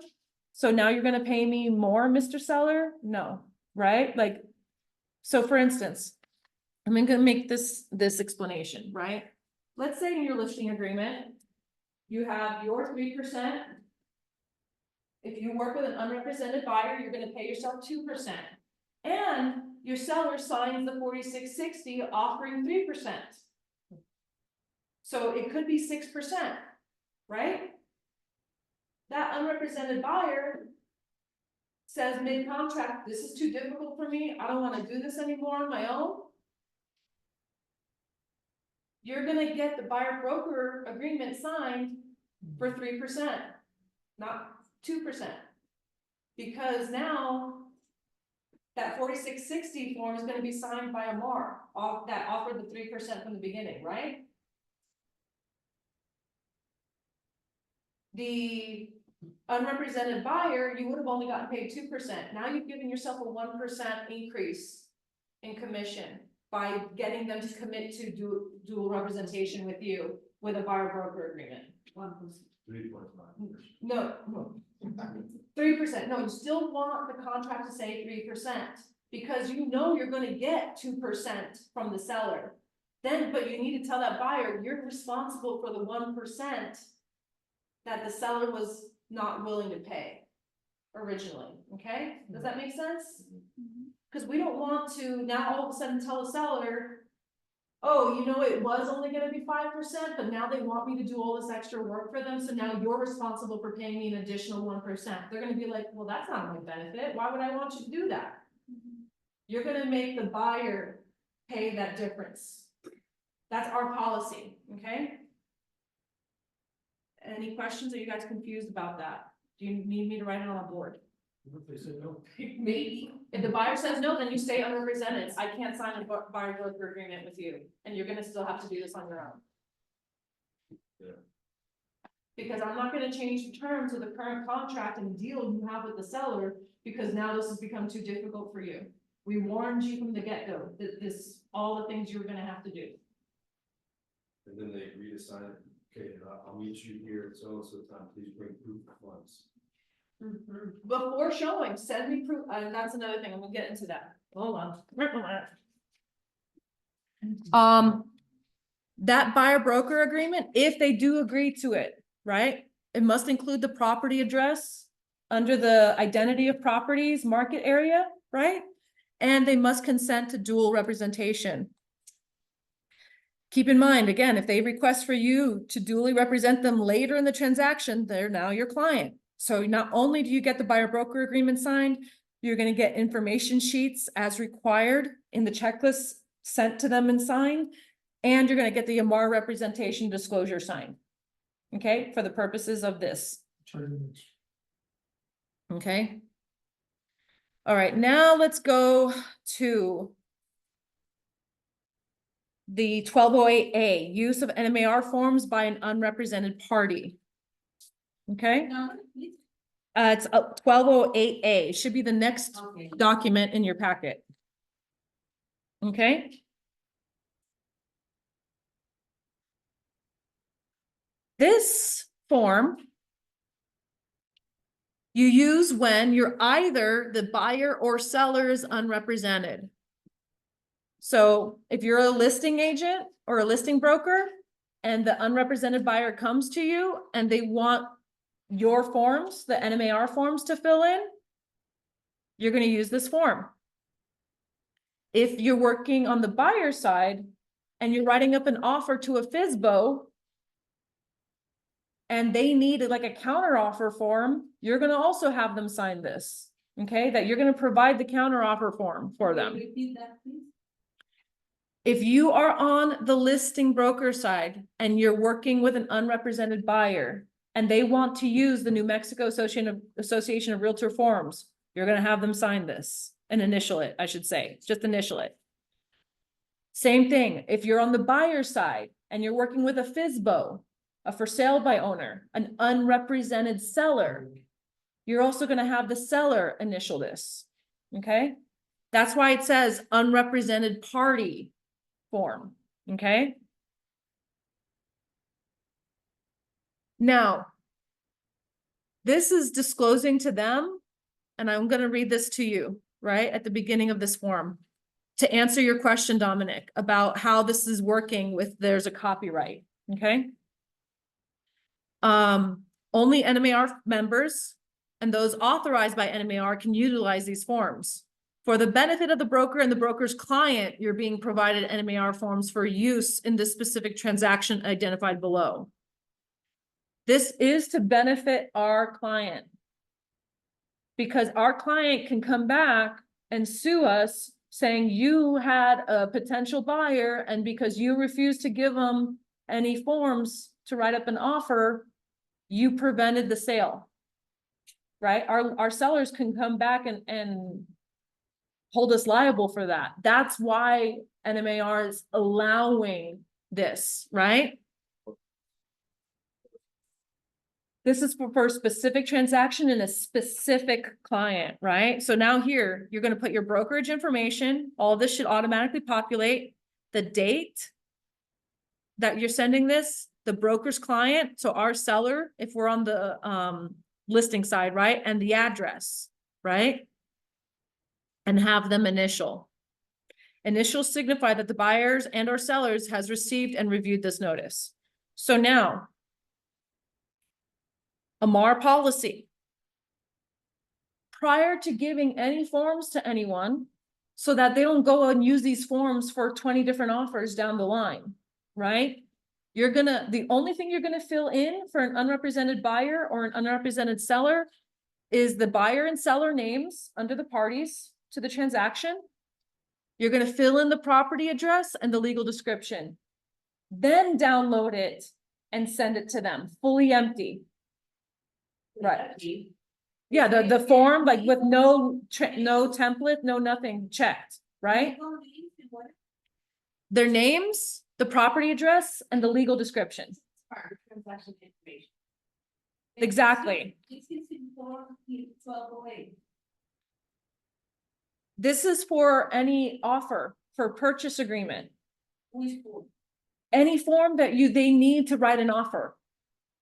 Whatever form they. Whatever form they need to write an offer. So let's say your listing has a septic system. You're gonna also, in addition with the purchase agreement, give them a copy of the septic system contingency form. But only with the names, the property address, and the legal description filled in. This is for any addendum that you need for the contract, right? If your property is vacant land, you're only gonna give them the purchase agreement, not anything else, right? That's, yes. It's very specific. You're only giving them the forms they actually need to write the offer. No, but the bottom of this, why don't they put buyers and sellers down here like they did on this page? I mean, they're so messed up. Because there only might be one party. It might be only sellers or it might be only buyers initially. Okay? It's not both. Feel like there's brokerages popping up that just focus on the buyer. Always. Yeah, that might be someone they go to and say, hey, we're providing you forms, and you don't have to pay us any, or, well, they have to pay a fee, I'm guessing of something, right? You could even do this to a showing services. Well, we'll get there. Let me get there. Because now we're gonna start talking about the buyer broker agreement. Let me just make sure I didn't skip anything. Oh, wait, there's one form that I did not discuss. Okay. Did I print this one out? I didn't print this one out. We're just gonna look at it on the screen. I'm not gonna print this to you. There's another form now talking about compensation. It's called NMAR 2001.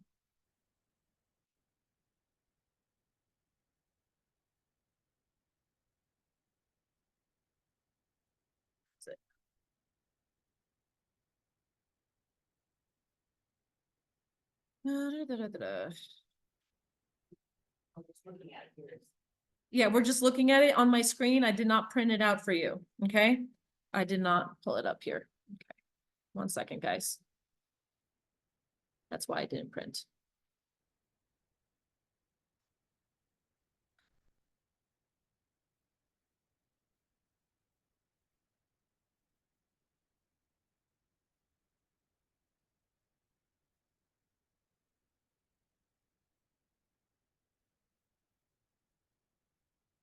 Come on. Think a little faster.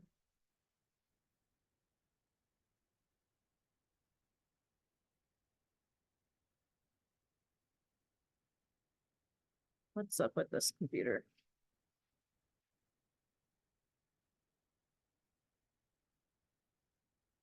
You know, it's so crazy out there, here, this is all the no services, but at like number 9, should we, what will provide documents? I mean, all this stuff and then, but oh, well, we'll give you the documents. So, Well, that's why it's a separate thing. It's why it's have 1208A, because we may not provide documents, right? We may not be able to do that because your seller has to agree to it. Here we go. Broker notification of compensation. Nothing, no one signs anything on this, okay? This is gonna be required with every transaction. So you know how when you get under contract, the title company sends you an escrow open sheet saying how much one side's getting paid and how much the other side is getting paid? We're gonna be providing it to them now. Directly, right? Because there might be the chance that the buyer has to pay us. Right? So if you're on the listing side, all of this stuff will automatically be filled out except this section right here, right? Seller listing brokerage notice to title company. Seller has agreed to pay listing brokerage compensation in the amount of whatever that amount is. And if we're sharing compensation, which we won't be when we're signing new listings, right? But if we, under our current listings, then you're gonna fill out this bottom section. From the total amount listed above, listing brokerage has agreed to pay buyer's broker compensation in the amount of, say, 3%. So if this is 6 apples and this down here is 3 apples, that's 3 and 3, right? Now, the new way we're gonna go about it is seller has agreed to pay listing brokerage, 3% here, or whatever you negotiate, 4%, 4 apples, 5 apples, I don't care. Then, if the seller has agreed to pay the buyer's brokerage, then you're gonna mark this box as well. So both of these boxes will be marked. And then you're going to just say how much the seller is paying the buyer's brokerage. and this is after executing contract or prior to. This is after execution of a contract. When you first execute a contract, you're gonna send the executed agreement along with this to the title company. This is form number 2001. Okay. Do you guys want a copy of this for your records? Do you want me to print this out for you real Yes. quick? Okay, let me print this out for you guys. I don't know any more forms, please. Please don't give me any more forms.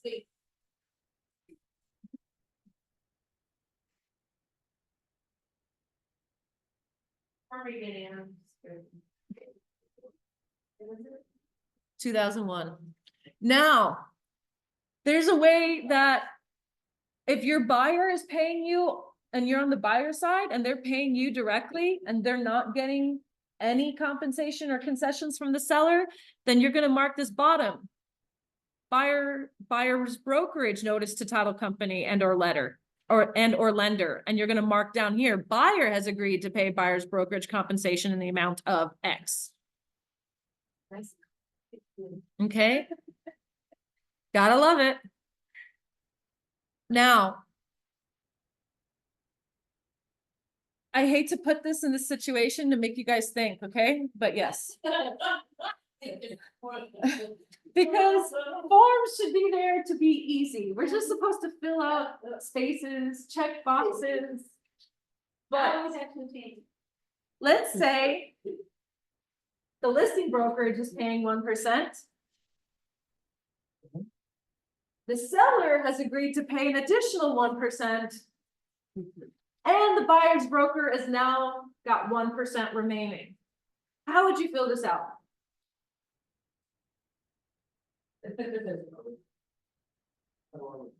Buyer 1%, seller 1%, and the other one? And the listing brokerage, 1%. 1%, 1%.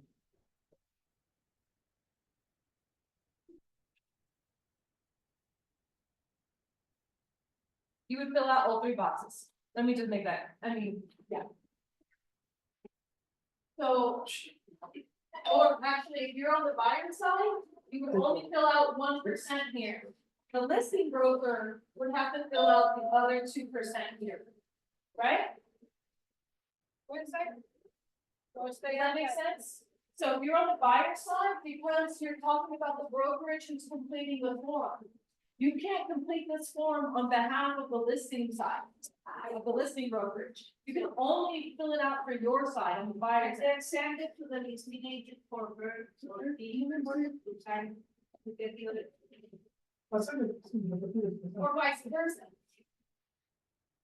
right? So the listing side can only fill out this top because we're not the buyer's brokerage notice, right? The listing side, you're responsible for filling out your side. What you want to make sure though, is that the listing side is reporting whatever commission that they're paying to the title company. That they're paying is reported to the title company. Okay? So here, whether you're on the listing or the buyer side, you're gonna send this title once you know how much you're gonna get paid, right? Correct. Yeah.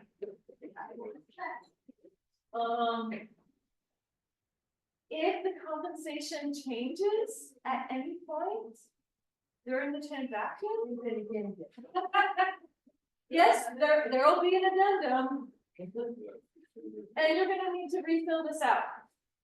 Okay? Because let's say, for instance, the seller was willing to pay the buyer broker compensation to begin with, but then the appraisal came in low. Damn appraisers. Excuse my language. We love appraisers. Anyone recording and seeing this? So. CYA.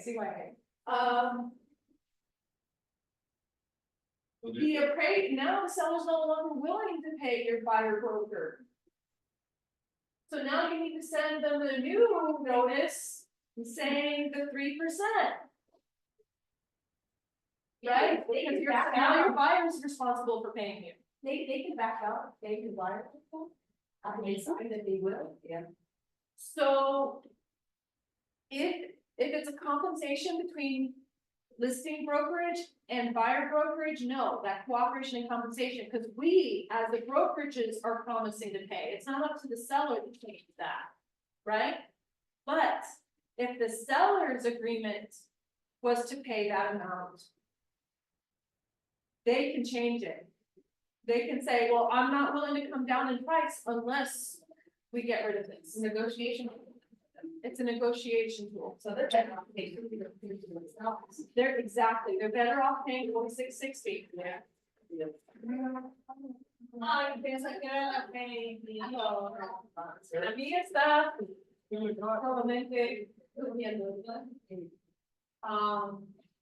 Again, submission of buyer broker agreement. As evidence of the buyer broker compensation, some loan programs or lenders may require the submission of the entire buyer broker agreement. This form may not be sufficient. So if you're working with a buyer, along with the executed agreement to the lender, you're sending your buyer broker agreement to the lender. So that they know, hey, this needs to be included in the CD. Because you don't want to get to the 72-hour period before closing and saying, well, that was never sent to me, so we're not paying you. No matter what you sign, don't matter. So this is very important form. This is an important form, but your buyer broker agreement is more important than this. Your buyer broker agreement needs to be sent to the lender. And to us, right? Obviously in our files, but that's the only other entity that you're gonna send the buyer broker agreement in its entirety to. You're not gonna send the buyer broker agreement to the listing brokerage, because that's antitrust. You're gonna send it to the lender. So the lender can included in the. in the buyer's- CDs and the loan estimate, right? It has to be all in there. Okay? And that's if you're gonna send the entire purchase agreement with the buyer broker agreement. You're gonna get the lender to figure out where it balances on their sheet. Because let's say the seller's only willing to pay 1% towards it, and the lender has to now go to the client and say, how do you want to use your 1% in concessions? Oh, I want to use to pay my agent, whatever, right? They'll put it towards that. And then they'll still have the rest of the remaining balance that the buyer will have to come to the table with. It's just about where it goes on the CD. Is this up here on the CD or is it down here under brokerage compensation? Okay. Okay. All right, now we're gonna actually get into the buyer broker agreement. Woohoo! We're almost there, guys. Bear with me. I will feed you shortly. So the buyer broker agreement. I've only printed page 1 and 2 for you, right? Because that's the only thing that's changed. Yeah, nobody signed it. Yes, nobody signed this, sorry, nobody signed this. This goes to that. This goes to title. No one signs it. Signs it. Signs it. Blah, blah, blah. I cannot talk. This is just a notification, right? Okay.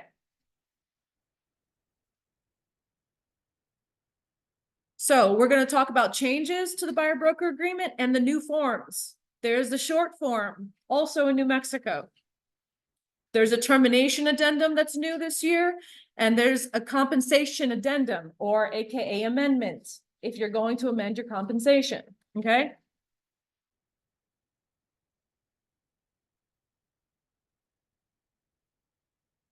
Again, dual representation. I did not print this for you, but it's on the buyer broker duties page before we get to it, okay? So you have to mark if the buyer consents to dual representation, or if the buyer does not consent to dual representation. What's going to happen if the buyer says, I don't want dual representation? I don't want you representing the seller and myself, okay? I want you guys to push the first option. Broker chooses new broker. Why? Because I'm going to pick someone else in the brokerage to work with that buyer then. If they don't want to work with you, duly representing both sides, right? The broker shall refer buyer to another broker of broker's choosing to represent the buyer in the transaction. The new broker will represent the buyer in the transaction. The broker compensation under this agreement shall remain in full force and effect, and any compensation due to the referral broker will be addressed between the broker and the referral broker. So for instance, I have a listing. I have the perfect client for this listing. However, that client marked box B and the first option when we first signed our brokerage agreement because they did not want to be duly represented. Now, I gotta go to my QB and say, hey, my client wants to put an offer on my listing, but she won't let me duly represent her. Now I'm the QB. Okay, I'm gonna assign your buyer to someone else in AMAR. And we're gonna work out a referral agreement between you two. So typically, you know, we do 25%, right? What do you want to get preferred? Well, I delivered the buyer on the silver platter. I should get at least half the commission. I'm gonna negotiate between the two agents, okay? Between the both of you. I don't want to designate a certain amount because, for instance, what if that listing broker did take that buyer to 20 other properties before they landed on your listing? Right? They should be compensated for the time that they put into this client. They shouldn't just get 25% or 30%. You know what I'm saying? So I'm gonna negotiate between the two sides and have us come to a meeting of the minds, okay? I'm not gonna set any policy with that in place with you guys, okay? Or the other option is the buyer can choose a new broker. What happens when the buyer chooses a new broker? This representation broker agreement kaput. It goes away. All of our obligations are released to each other so that they can go and sign an agreement with a new broker because they want to write an offer on your listing. That's why I don't want you guys to push that option. If the buyer chooses to do that, then say, I'm not going to show you any of my listings. Right? I'm not going to send you any of my listings. Will they get mad? Maybe. How come you had this property and you didn't tell me about it? Because you marked this box. You did not want me to represent you dually on my listings. Okay? So you can do that. You're not required to work for free. Okay? All right, now let's get into the buyer brokerage agreement itself.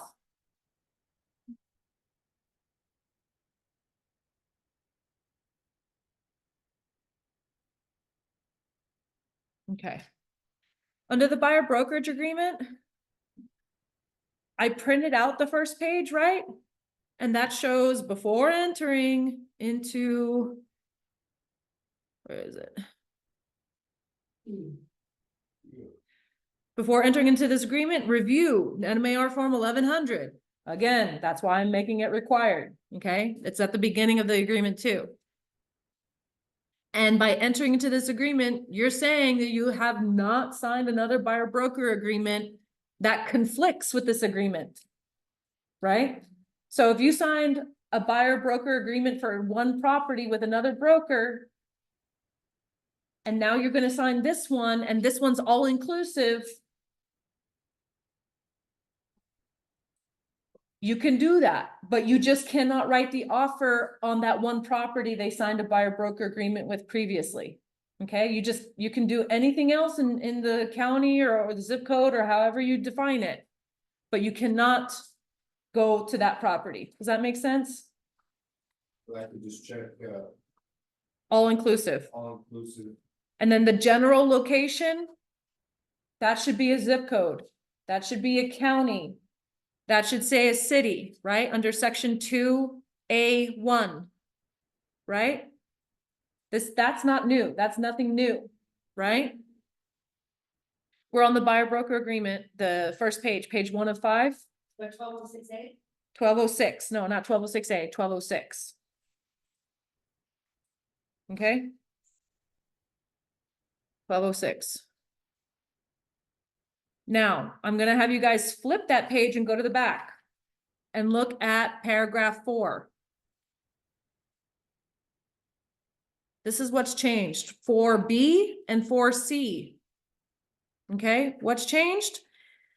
If requested in writing, you'll assist buyer to locate financing. The buyer has to ask you in writing to help them find a lender. Why is that? What the hell do we care about that? Because that way you're not liable. Yeah, but it's a little more specific, right? Let's say, for instance, the buyer had not done an all-inclusive commitment with you, was only working with you on one specific property. Remember that we're asking people to be pre-qualified before we go show them properties? They've already talked to a lender. So I don't have to assist you in financing if I'm only going to represent you in one property, right? To find you financing. That's how they see it. Okay? And people, In paragraph 2A, right? If 2A is selected, right? That's the all-inclusive commitment. Then we'll help you locate suitable properties. If a buyer only marks the limited commitment to those certain properties, you are not to send them any potential new properties. Okay, you're not going to put them on a subscription in the MLS. You're not going to send them any new properties. Your only job is to send them properties if they agree to an all-inclusive. Does that make sense, guys? Hello? For what address? I'm sorry. 1300. this is the wrong place. You wanna go across the other side of the guardhouse. They- No, we get packaged too. Other than me. So. Does that make sense? So you guys, even sending out listings is a service. We used to do it for free before we even wrote up a buyer broker agreement. You can't even do that without having a buyer broker agreement signed. You cannot send out homes. We talk about Zillow going in. I mean, people can find homes all they want all day on Zillow, right? But if people call up and say, hey, my favorite realtor, is this property still available? You can't tell them anything until you have a buyer broker agreement signed. Well, but if you're gonna show one house, we need to make sure it's available and you want to do there and then you can say, You're gonna sign. You're gonna try to sign before you go show up to the house, right? That's the way it should work. They need to know before, because you're dangling the carrot in front of them. Oh, there's the door. I'm not gonna open it for you until you sign. That's not enough time to actually go over these agreements, guys. We need to be professionals. We need to have people come in, sign it, and a consultation. Okay? There's a short form for you showing up to the door that's easy to explain before you get to the door, right? But even then, they may not have their checkbook ready. We'll get to that in a minute. I'm gonna take a break after this so we can grab some food to eat, okay? All right, so there's that.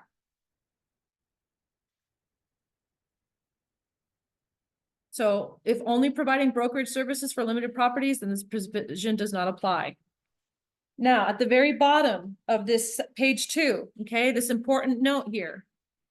Again, you're gonna see it again over and over again. Buyer's brokerage cannot receive from one source or multiple sources more than what is in this agreement. If, now here's where this says this, MAR form 5116, we're gonna talk about this in a little bit. The buyer brokerage agreement compensation addendum, right? You can adjust the amount of your compensation at any time. number 6, right? Number 6A. It's under 6A, correct, right? Neither the buyer nor the buyer brokerage is obligated to change the amount of the compensation established in this agreement once this agreement has been signed by all the parties. So your buyers, if they agree to 3%, but the listing agent is only offering 2.5%, you're not obligated to come down. You can go over to your buyer and say, do you have the extra 0.5%? Before we even go look at this property? Yes or no? I may be willing to come down, but I'm not gonna sign anything with you until we're about to write up the offer. If we do, you can do that. But keep in mind, guys, once you sign an addendum bringing your commission down, the buyer is not obligated to come back up later if another listing has it, okay? Not even that. You can't force a buyer to sign an amendment. You can't put a gun to their head. You can ask, but they can say, no, I like it lower. You're able to, but then you're gonna have to go sign a new one down, sign a new one up, sign a new one down. Every single time it's a different property they write an offer on. We just wrote, I think 15 offers for a client because they kept trying to lowball everything because they had cash and they thought they could. And we were hoping they would learn by the 4th offer. No, they didn't learn. It was exhausting writing up all those offers. But imagine if I had to write up, down, up every single offer. I don't want to do that. I don't want to have to add all that paperwork every single time. So once you're ready to write up the offer, then we can talk about this. But preferably you can come up with an extra $900, I think, to pay me. Right? Normally it's like 0.5%, right? Get the buyers to understand they're gonna have to come out more a little bit, right? Can they use another realtor that might not be willing to force them into that? Maybe. But typically, before you've even started introducing them to properties, they've agreed to a percentage with you. That's why we're not sending them properties before we sign the buyer broker agreement. Because once they see a property they like and they haven't signed a buyer broker agreement, they're gonna jump ship. If they don't have the commission, okay? Get them to commit first. Sit them down with a consultation. That's all I'm gonna say on that, okay? Adrian, what about, builders?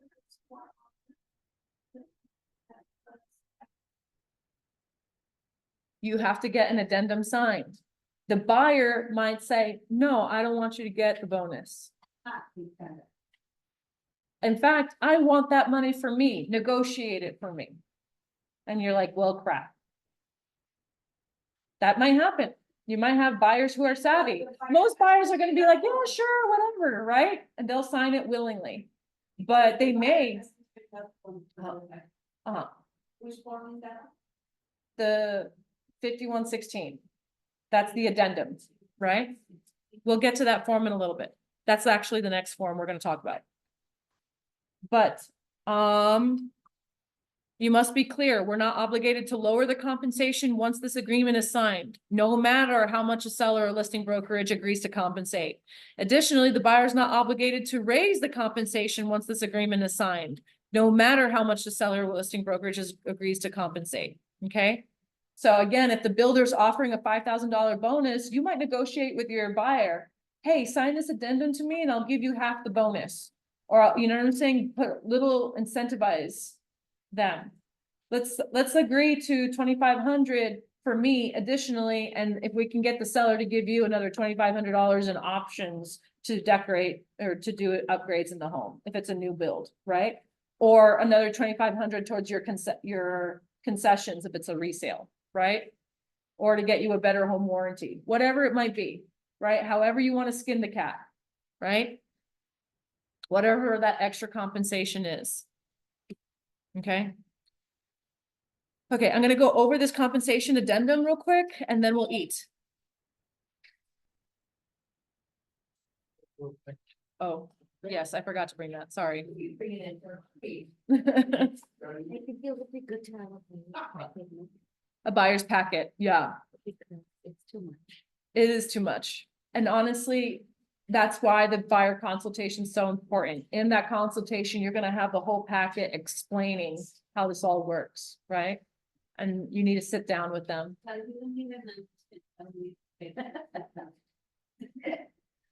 why we're gonna have a package. We're gonna have a packet, and then we can role play, guys. If you wanna do a role playing session, let's do it. You know what I'm saying? I'm not opposed to doing that. And we can set a day and time for that. Yeah, okay. If we learn Canva, what is it gonna be about? Just general? Canva is just gonna be about individual agent websites, right? So we can make it after one of the next meetings that we have, right? On August 20th or August 22nd, we can do a role-playing session if you guys want, okay? Because those meetings shouldn't be longer than an hour and a half. We're going long today because these are delicate forms, okay? Now, going to the compensation addendum real quick. This is for use when you're changing the amount of compensation only, okay? So if we're looking at that, look at the form here. This is form 5116. The amount of compensation is fully negotiable. This is where you're gonna change the purchase amount or the lease amount, whatever you're paying. That's it. That's the only thing you're changing, is the amount. Huh? That's it, for purchase or for lease. Right? If it's a purchase or if it's a lease, right? That's the only thing to fill out here. My Texas agents, your addendum also lets you change the ID of the properties, lets you amend the property addresses or add more property addresses or change the type of representation, right? From full to showing and showing to full. This form doesn't let you do that.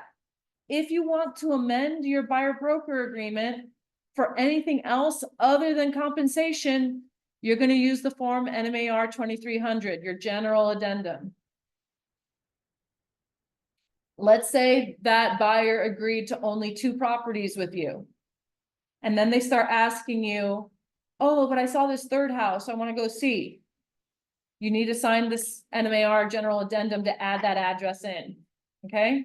It's a general addendum, it's all blank space, right?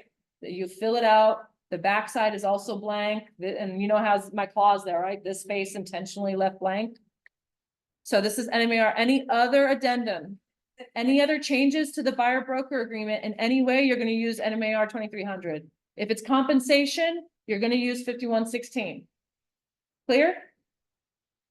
Oh, yeah. Sure.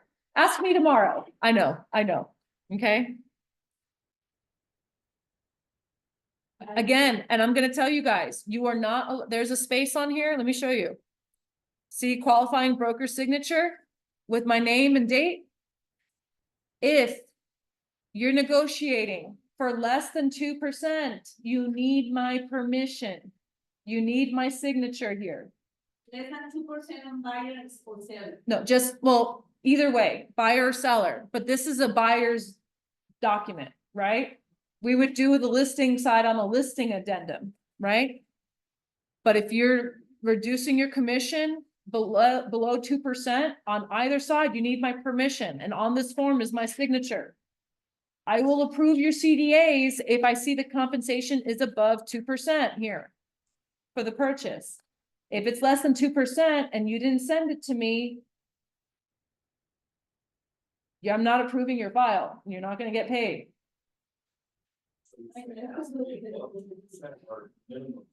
A minimum of 2%. Because again, we're not a discount brokerage. We're not gonna do things for $500 unless the $500 is 2%, which is a really cheap property, right? Does that make sense? Yes. So again, you must have the qualifying broker authorization and signature. AMAR policy, if buyer advises you, they will not or cannot pay their portion of commission due at any point, you're not obligated to keep working for the client. Let's say you get under contract and the seller's not paying any commission to the buyer broker, to you. And the buyer says they have the money to begin with, but then they went and bought a new car and they used your money to buy their new car. And now, oh, I don't have it anymore. Okay, well, I'm done working for you. Good luck. Talk to the seller and the listing broker now yourself. It doesn't have to be in writing. You are not committed to keep working with that client. You already have an executed contract, you already did all of the- Okay, well, you have an executed contract, so you do have. Let me get to this point right here, this next point, if you read the screen. However, if you don't continue to work, you may not have any legal claim to the commission. Right? Consult with the QB on a case-by-case basis. Again, you cannot file a lawsuit against the client, even small claims court, without my permission, because I'm the one gonna be going to court for you, not you. You're gonna be bankrolling it beyond my $265 that I normally get, but I'm gonna be going to court for you for that, okay? So my point is here, keep doing the work, even if you don't think you're gonna get paid. Because then I have a claim to fight for you in court. Why are they gonna say, this is the part that I don't get? What do you mean? You already sent it to the lender, it's gonna be in the CD. Why is the buyer allowed, and if they need the 60? Well, this is the thing. This is why it's important that you send it to the lender and you send it to the title. Because they're gonna make it part of the CD, right? And they're gonna make it part of it. Now, some lenders might just do whatever their client tells them to do, because they're not obligated to you. That's a situation between you and your client. I'm not getting involved in that. If you have one of those lenders who's not gonna hold the buyer's feet to the fire, right? I mean, then you might not get paid. The title company is gonna be like, well, no, this is the numbers that we have, right? But same thing, is the title company obligated to enforce an agreement? This is where I say, guys, like, you kind of have to pick your battles, right? If it's a small deal, $500 or $1,000 you were only gonna get, let them on their own. You know what I'm saying? And ask for proof of funds. This is where I say you need to ask buyers now for proof of funds. Do you have this in the bank account? Oh, I'm gonna get it in my tax return. Show me your tax filing. Oh, well, I haven't filed the tax return yet. Then I can't help you. They have somebody that gives the tax file, and for some reason they can inject the money to someplace.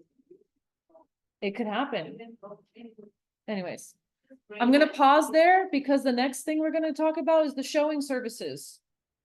It's officially 1 o'clock and we're officially getting back on the paddle here. All right, so, now, there is your long form 1206 that we just went over. And then now there's a short form. When do you use one and not the other? Right, you're gonna get out your 1206A form, right? Buyer brokerage agreement short form now. You can get into an all-inclusive agreement with either form. Right? I would prefer that if you're doing an all-inclusive agreement, that you use the long form. Why? Because again, there's more protections for us as brokers. Liability, let's say someone gets hurt on a property. Again, there's protection for that in the long form. It's not in the short form, okay? So I want you guys to understand that. When are you going to use a short form? When you're providing all-inclusive services for specific properties, they only want to use you for specific properties. Or if you're just providing showing services. How many of you have gone and shown 20 properties for free? And then that buyer jumped with somebody else? Not on the same day. Not on the same day, but over, say, a couple months. I Yeah. had a buyer that couldn't even get qualified, and I found a vendor that used to. And then that vendor, Told them to use somebody else? yes, Son of a gun. You found the lender and he, Did they? okay. Yeah, they went with somebody else. had a family member here and said, "Oh, We look, should have found on the website, the buyer is either. the buyer, I showed them like 10, 12 properties and their ratios, they couldn't get it, and this lender. they- But the buyer went with the people or with you? So the buyer was the agent that the vendor told him. Cause it's a family And I member. gave the lender the deal. What did the lender say? When you called him out for it? So she lives in Houston. And There, she, yeah, so I got her number from a different client that I had a house for. He said, try this lady, and then, yeah, it was so shitty. So. Well, that's why we're doing buyer broker agreements before we show a single door now. Because again, buyers are just gonna go wherever they can get the best deal, which is, to their benefit. But now they're not gonna take advantage of us anymore. Right? Take advantage of our time, our resources, our knowledge, our expertise, right? This is all to prevent that. So now you can get paid for just showing properties. You charge $50 per property. We'll get there. Hold on. I'm gonna go over the form first, and then we're gonna go over AMAR policies regarding the showing services, okay? So the form first, I want you guys to look at paragraph 3. Right? You can do any property identified by the broker or buyer. Let me hold that up here on the screen.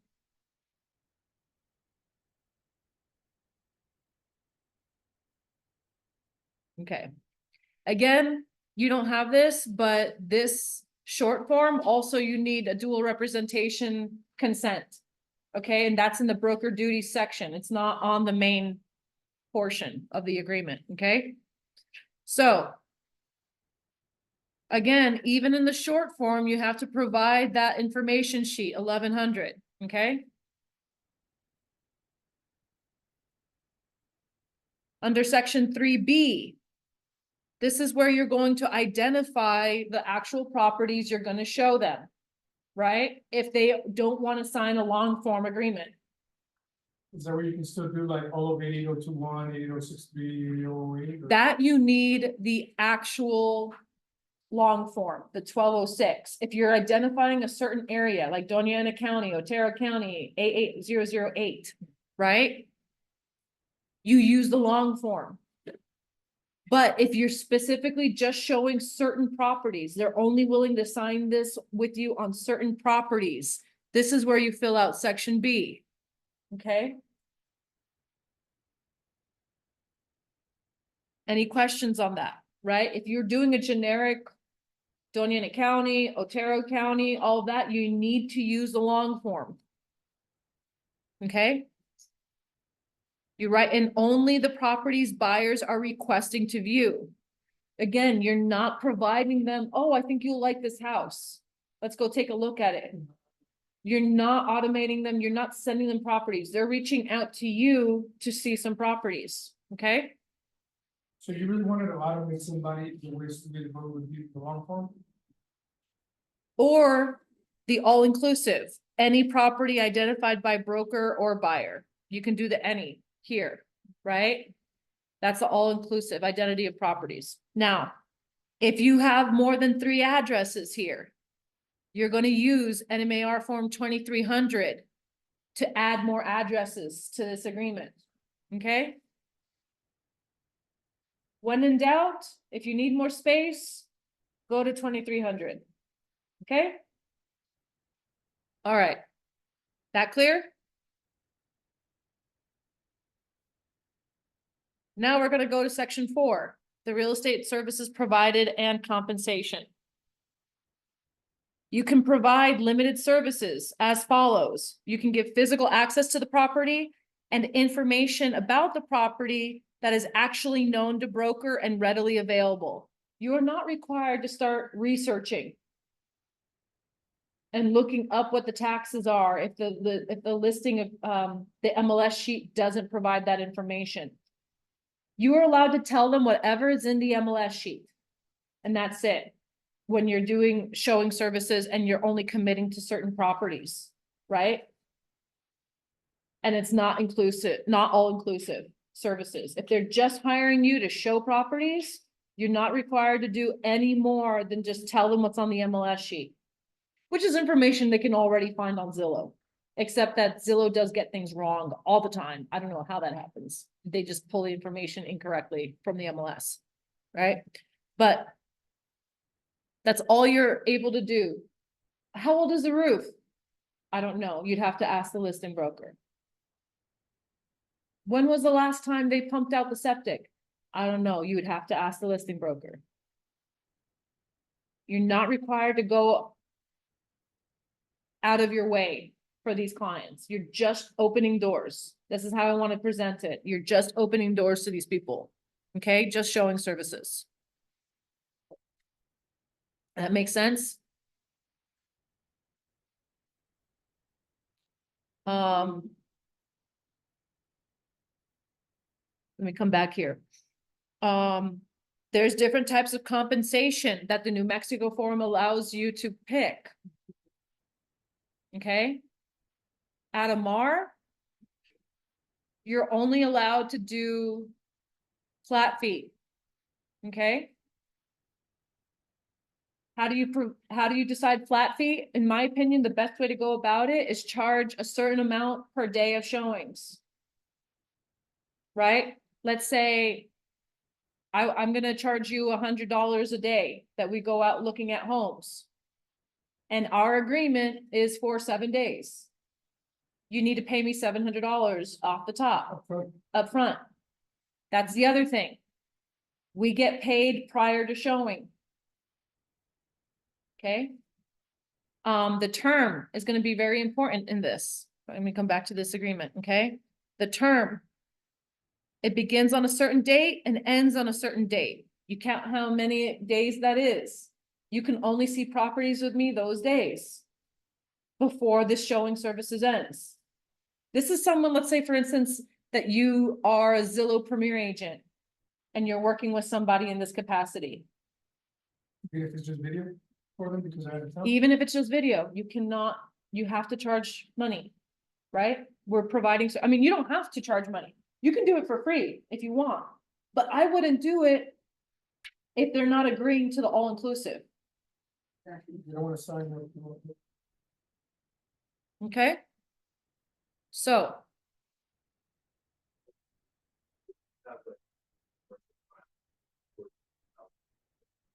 mhm. When the test is out, and they don't want to sign this. No, because they're the ones limiting the services. You can get that service, but it's gonna be all inclusive and it's gonna cost you this. Explain it, everything has a price now, nothing is included for free. Again, you can decide you don't wanna charge, that's up to you, right? I would not recommend it, because I don't wanna hear tears later. They went with somebody else on the property that I showed them, and because they didn't sign the all-inclusive portion, they only did the showing services, or they went direct to the listing agent. That's what you agreed to in writing, guys. I'm gonna make sure, I mean, make sure your forms, if you're unsure, I'm gonna ask you the intent of your buyer broker agreements. Is this what you intended to do before you send it out for signing? No. Okay, well, this is how you change it, right? Make sure if you're unsure and when you're filling out these forms, how to fill them out, let me know and I'll review it for you so that you don't do anything that's unintended. Okay? For instance, like I can see it now, someone's gonna sign a buyer broker agreement only agreeing to 1% because they think that they're getting compensated the 2% from the other side. No, your agreement needs to say 3% so that they'll pay the difference of the 1%, right? Things like that, don't do it. So, 3.5. Okay. Next. So we're gonna go now to some AMAR policies on this, okay?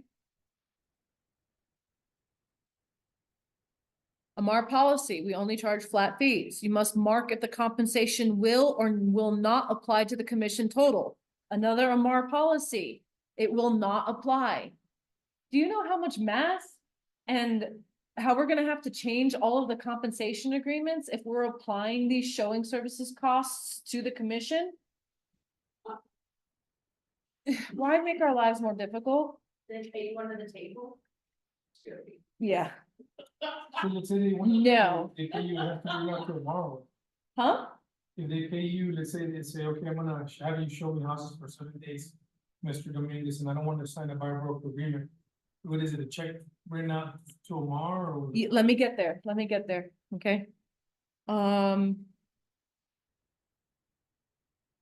If you want to offer showing services only, you can only show properties the client has specifically requested. You can't offer properties to go show, okay? You cannot give information about the property other than what's advertised in the MLS description. Refer to the MLS sheet always. You cannot send or identify other properties to the client, so no subscriptions. You cannot offer CMAs or other advice, okay? The client must provide proof of funds or pre-qualification letter before you go out showing. To me, it's usury if we're showing homes to a client that we know will never qualify to buy a home and we're charging them money. It's not kind and it's not fair, and we want to treat people kindly and fairly. That's why you're gonna request that proof of funds or pre-qual before you go open doors. That's me, right? You, I mean, that's like, I'm not. That's only. So- That's kind of- That's been a purpose. yeah, and it's fair. I mean, again, why do we want seller getting the house ready, getting the kids into the car and all that if the person's not serious, right? Okay. Now, if client wants to use you to submit an offer, then you're gonna fill out the portion B of the short form agreement or sign the full NMAR 1206. So coming back here, so you'll mark the flat fee over here, right? The other way you guys can do a flat fee, for instance, is under other. And you can say $100 per day here. That's also a flat fee, right? Per day. We're not doing per hour. We're not doing per property shown, right? But per day, I can calculate because your term is X many days. Now, whether they choose to see houses all 7 days is not our problem. Right? I think it's clear to just use a flat fee here, okay? Now, compensation is earned or due upon full execution of this agreement. We collect before we open doors, okay? We're not opening doors and then they disappear and ghost us, Never see them again. never see them again. And then you're like, well, crud. Now I have to go, I need to find their social security number in order to file a lien or file, a complaint against them? No, right? Okay. I don't have it here, but when you get a buyer to sign an agreement, you're gonna ask and request for their home address. So that if we need to file any kind of legal action, we have their current address, okay? Things like that. Now, services, this section B is if they decide to make an offer or purchase, right? Then you fill out, we're gonna ask for 3% of the sales price here, right? Or whatever percent of the lease rate if it's a tenant. Keep in mind, these agreements are also for tenants, okay? Oh, Yeah. Me as a property manager, I don't open doors for tenants, like, unless it's like I'm doing an open house and I'm telling everyone to come at the same time. Right. If it's my own property, yeah, it's different, but, okay, so the buyer will initial at the bottom and then they'll sign on the back, right? If any such transaction fails to close because of a default by the seller or landlord, compensation otherwise earned and due will be waived. But if it's because of a default by the buyer or tenant, compensation earned and due under this agreement will not be waived. So if the buyer tries to back out the day of closing, I just changed my mind. You still owe me a commission, Mr. Buyer or Mrs. Buyer. Okay? This agreement extends through closing and funding of the property. Okay, so if this agreement ends after 7 days, but you get under contract in those 7 days, then it's automatically you're owed and due for the rest of the time, okay, through the closing and funding. So don't be scared if you're only signing, if they're only willing to do a 7-day agreement. Okay? But you need to get under contract on that property in those 7 days. Okay? Make it a month. Easy peasy, right? Whatever. If you can, okay?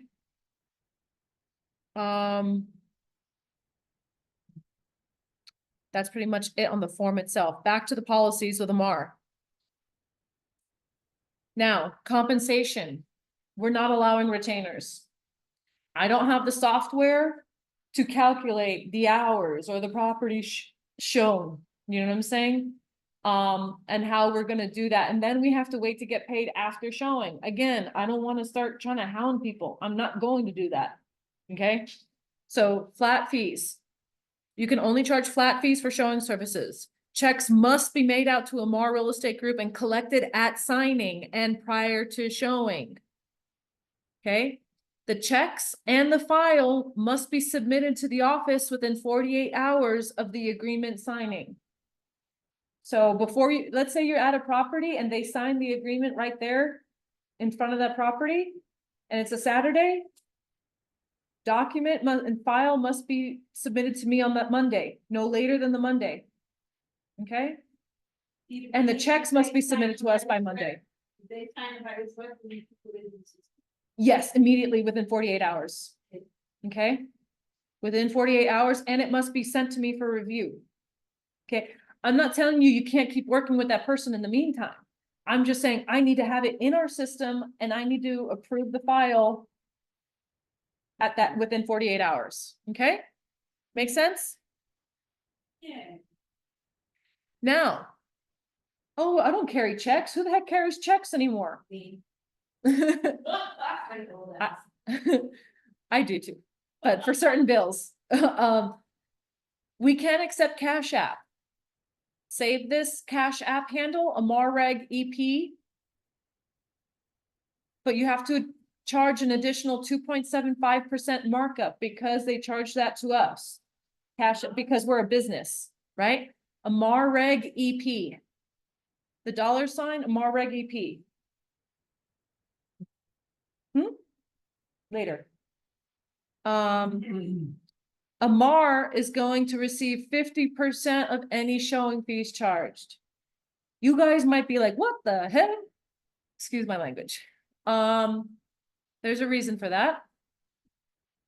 You will be paid within 3 days, business days, okay? If it's a Friday, then it'll probably be by the Tuesday or Wednesday of the following week, right? But 3 business days of receipt of funds and showing services checklist reviewed. There's a separate checklist if you're just providing showing services, okay? Aside from your buyer rep agreements in your buyer deals, okay? So you might have 2 different checklists for a single transaction. Okay. If a client opts to write an offer with an AMAR agent and that offer is accepted and closed, you will still be charged the 200 transaction fee and $65 of E&O. This is separate from the showing fees, okay? Agents who are under our other compensation models, the 70-30, 80-20, 90-10, will also be subjected to 50% fees for showing services. And starting in January of 2025, will have to pay monthly flat fees of $200 per month. Okay? If you're on a split model, 70-30, 80-20, 90-10 with us, and you're not on the monthly flat fee right now, come January, even they will have to pay the monthly flat fees, even though they're on a higher split. Why am I doing this? Because we're not an open doors brokerage. Our focus is on full services. I don't want you to just set up your business where you're just opening doors for people. If you want to set up that business, go get your QB license, start your own brokerage, and then advertise, hey, you can pay me just to open doors. There are companies like that. But that's not what I want AMAR to be known for. I want us to be known for our full services. So that, why do I take 50%? Because I don't want you to just do that. Just open doors for people. I don't want to incentivize that. Okay? But if you are going to do that, make sure to charge appropriately. You know what I'm saying? Or just tell the person just sign the all-inclusive and you don't have to pay me anything. Up front. That's what we want. Okay? Any questions on the showing services, on our policies and on the form itself? Nothing? Make clear? All right, y'all, we're almost there. The next is the buyer broker agreement. Termination addendum. This is for use when you have to terminate the brokerage agreement. Why would you have to terminate the brokerage agreement? No money, No money. 1. What's another reason? fighting. You just are not getting along. That's a good one. What's another reason that you'll have to terminate a brokerage agreement? Because they don't have enough funds. We already said that, yeah. Remember the dual representation? If they mark that second box and saying they want a new broker, if it's on your listing, okay? If they want your to put an offer on your listing and you have a buyer brokerage agreement with them, you need to terminate the listing and let them go find their own broker before they can write up the offer. Okay? Make sense? That's only if they have that second box marked. If they consented to dual representation, then you don't need to terminate. So that's why I say encourage everyone to actually get dual representation. Okay? Looking at the form. Another AMAR policy is that you need my permission. See my signature down here below? Qualifying broker permission. This is for any agreement, guys. You need my permission to terminate. And you need to tell the buyer, I need to tell my broker. Why is it? Oh, they're telling me that I had this happen to me. The buyer, we got under contract on a house, and then 7 days into the agreement, the buyer comes back to me, we just found out that my wife has all these student loans. I was like, how did they just find out? Anyways, I obliged and I terminated the contract. I didn't have a buyer broker agreement with them. This was just one of those that they saw, called on Zillow, and I answered and we went to there. This is in my inexperienced days. So that buyer had been coached by the listing broker and said, I can drop the price 100 grand if you get rid of your agent. I opened the door for them. I advised them, hey, this property isn't worth what they're asking for. It's only worth 425, not 525, what they're asking. I heard you on the ring. $100. 100K, 100,000, 100,000, they were overpriced. And the listing agent, they reached out to the listing agent and said, how can we get this lower? And the listing agent's like, well, if you get rid of your broker,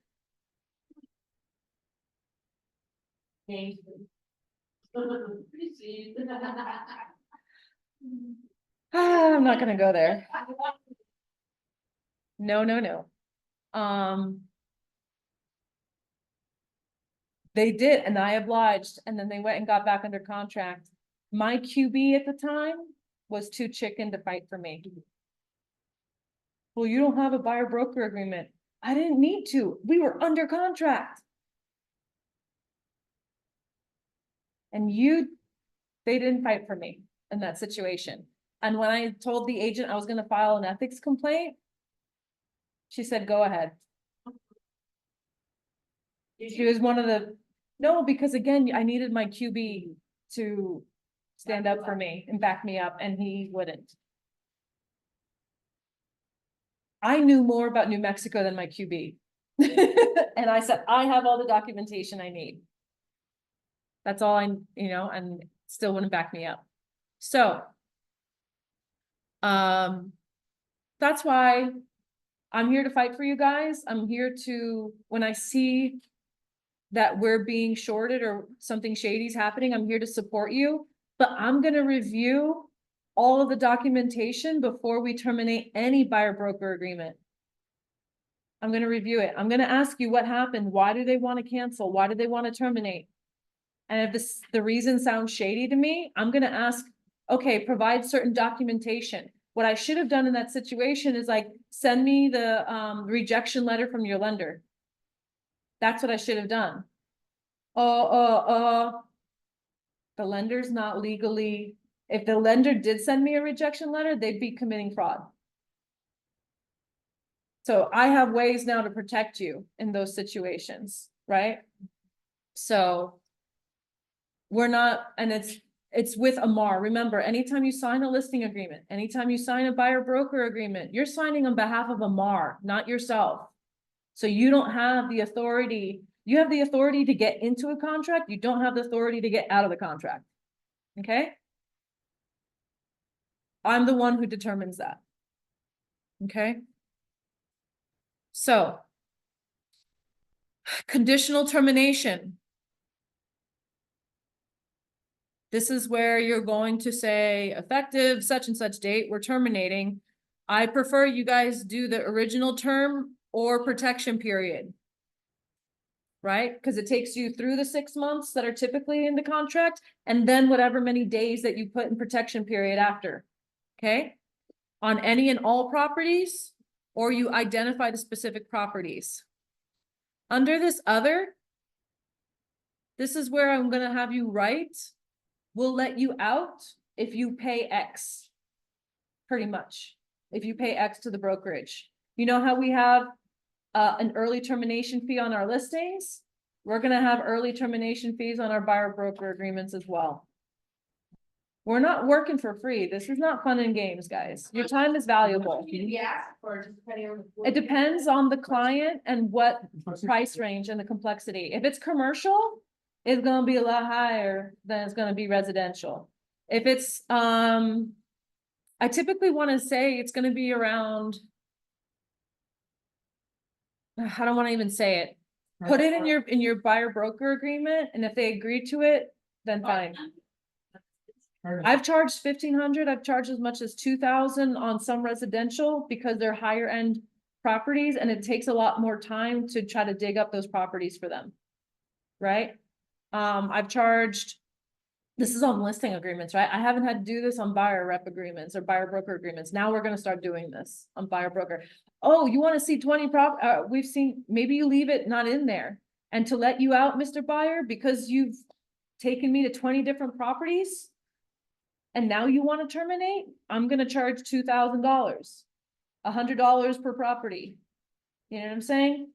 I can determine that after the fact, but we're not required to let them out of any agreement.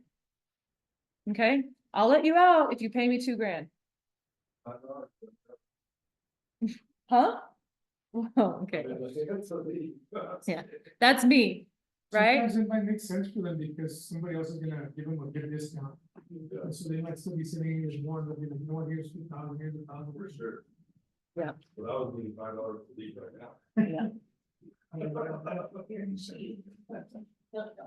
now. There's also unconditional.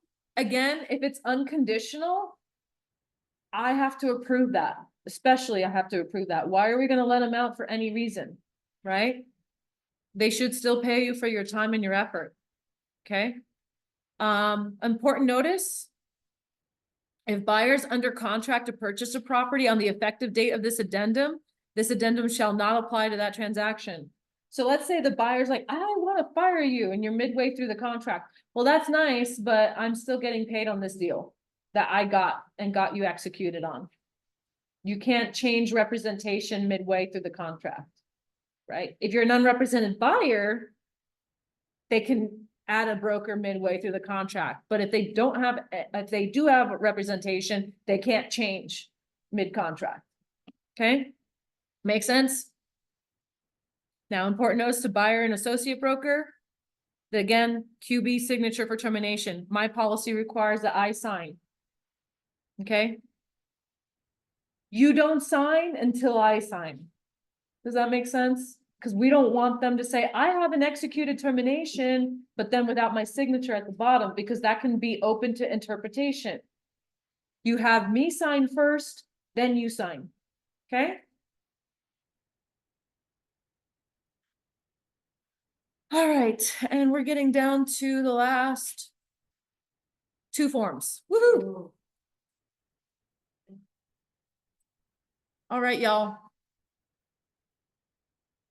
Come back here. We're off.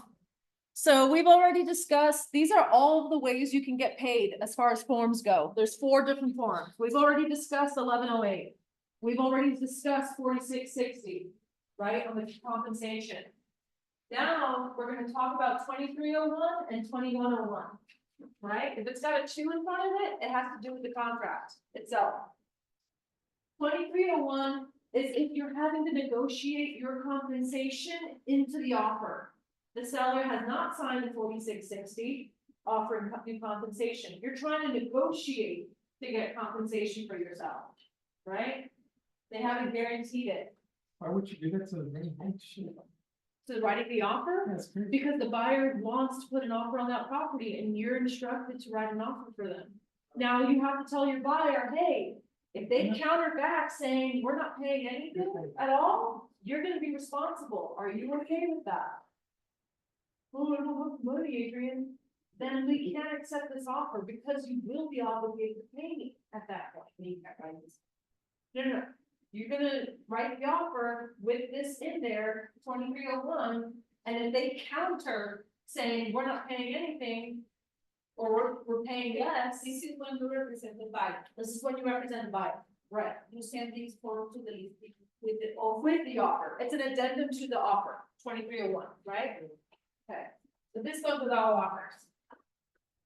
Yes, Is the new home or resale?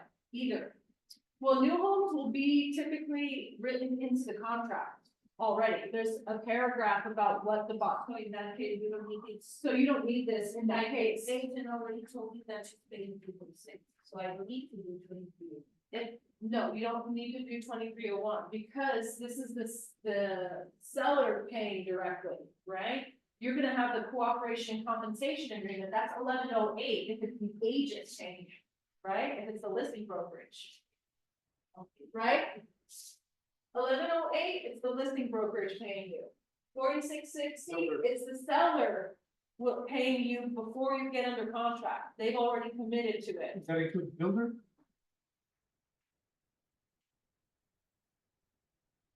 I don't see builders signing these documents. You can send it, I won't require it, because I don't see builders willing to sign this. Okay, it'll just be in the contract itself. 1108, what did you say? You're getting paid for the listing broker, the brokerage. 4660, you're getting paid by the seller prior to contract. 2301, you're getting paid by the seller as part of the negotiation of the offer. Okay?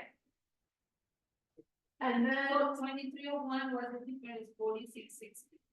like I said, prior to writing the offer, Before? and this is part of the negotiation of the offer, Very good. during the negotiation. You already have the 4660, why Do you have the 4660? You may not have 4660. If the other brokerage didn't get their seller to sign a 4660. You may not have guaranteed compensation. Right? So you gotta ask him, hey, do you have a 4660 from your seller? Yeah, do you have a 4660 from your seller? No. If they say no, then you need to put it into the contract with 2301. Okay. And I'm gonna tell you, you're gonna need to explain this to a lot of listing agents, because their brokers are not explaining this right. They're not even explaining it at all. Okay, so now let's look at the form itself, 2301. First. What's your name?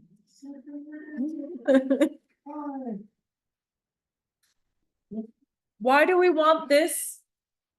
Instead of just a general addendum agreeing to certain closing costs and concessions?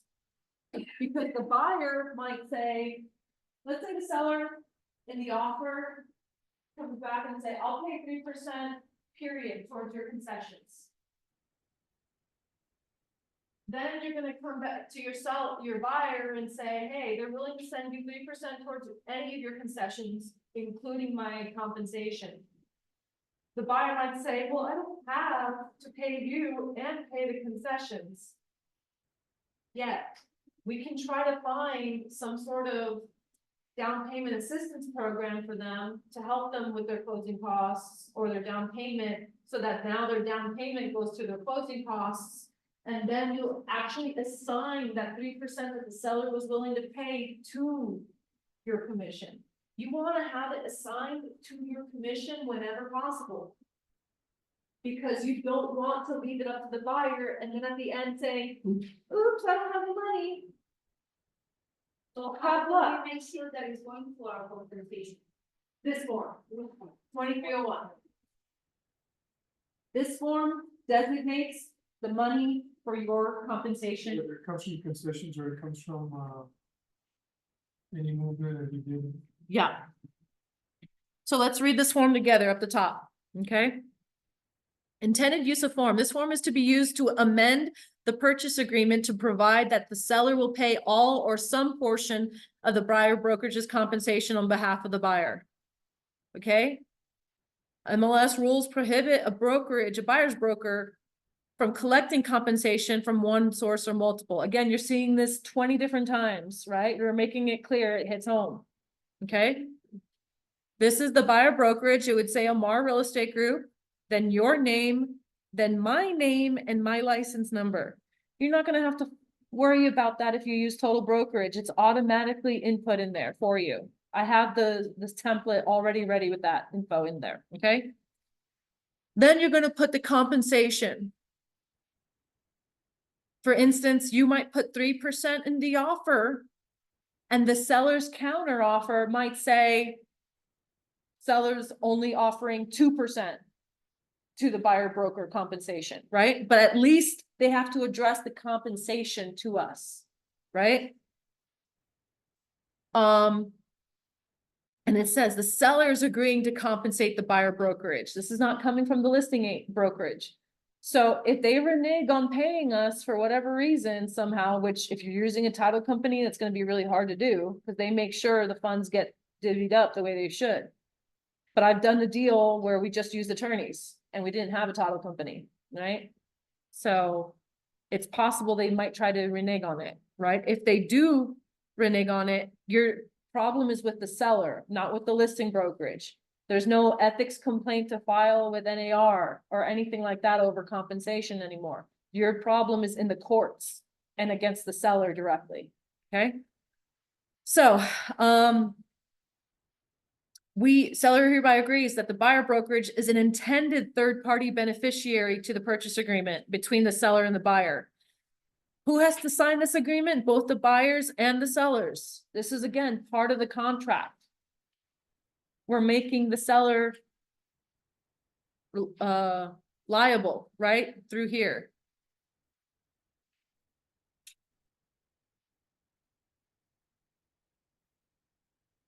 Does this make sense? So this goes with your contracts.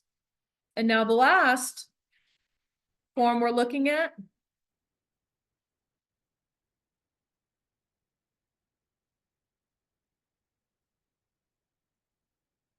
is the price modification form.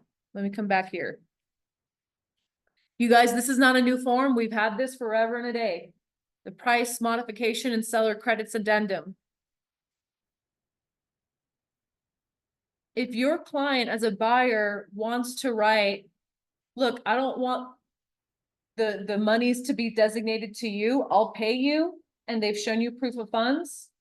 I want it designated to my concessions, period, whether it's you or anybody else. This is the language they changed, right? It's towards buyer's closing costs, including but not limited to prepaids, inspections, warranties, and buyer broker compensation. So again, 4 forms and 4 ways that you can get paid. Okay? I will have these slides up by tomorrow in Total Brokerage on the internet, okay? So that you guys can download and use it as a guide. And you send this a link for that Susan and whatever, lady? Ashley Strauss Martin. Yeah. that was weird. If you want to watch the video, you can. It's on YouTube if you go to the AMAR channel, but it's easier to see it from when you log into NM Realtor. She has all the links there and you can watch it right on the page. Let me ask you, because I mean, there's a lot of do this, don't do that, do this, don't do that. Is there like, can we create some kind of like, I don't wanna say like a cheat sheet, but it's gonna be like, that's the only word I can think of right now. Where we say, look, Mr. Seller, do you want this or do you want that? No, I want this. Okay, well then that means in this form, we're gonna do this, check box, check box, check box. Okay. Here's the reason, because you said you want this, because other than that, if you don't want this, then this is the kind of mess you get yourself into. Is that what you want? No, no, I want the other one. Okay, check. Initial sign makes. I can create one. There's not, yeah. It's gonna be so much easier. Easier. This shit is like fucking bad. Okay, guys, we're not done yet. All right, I'll, if I have time. I said it's the last form. I didn't say we're done.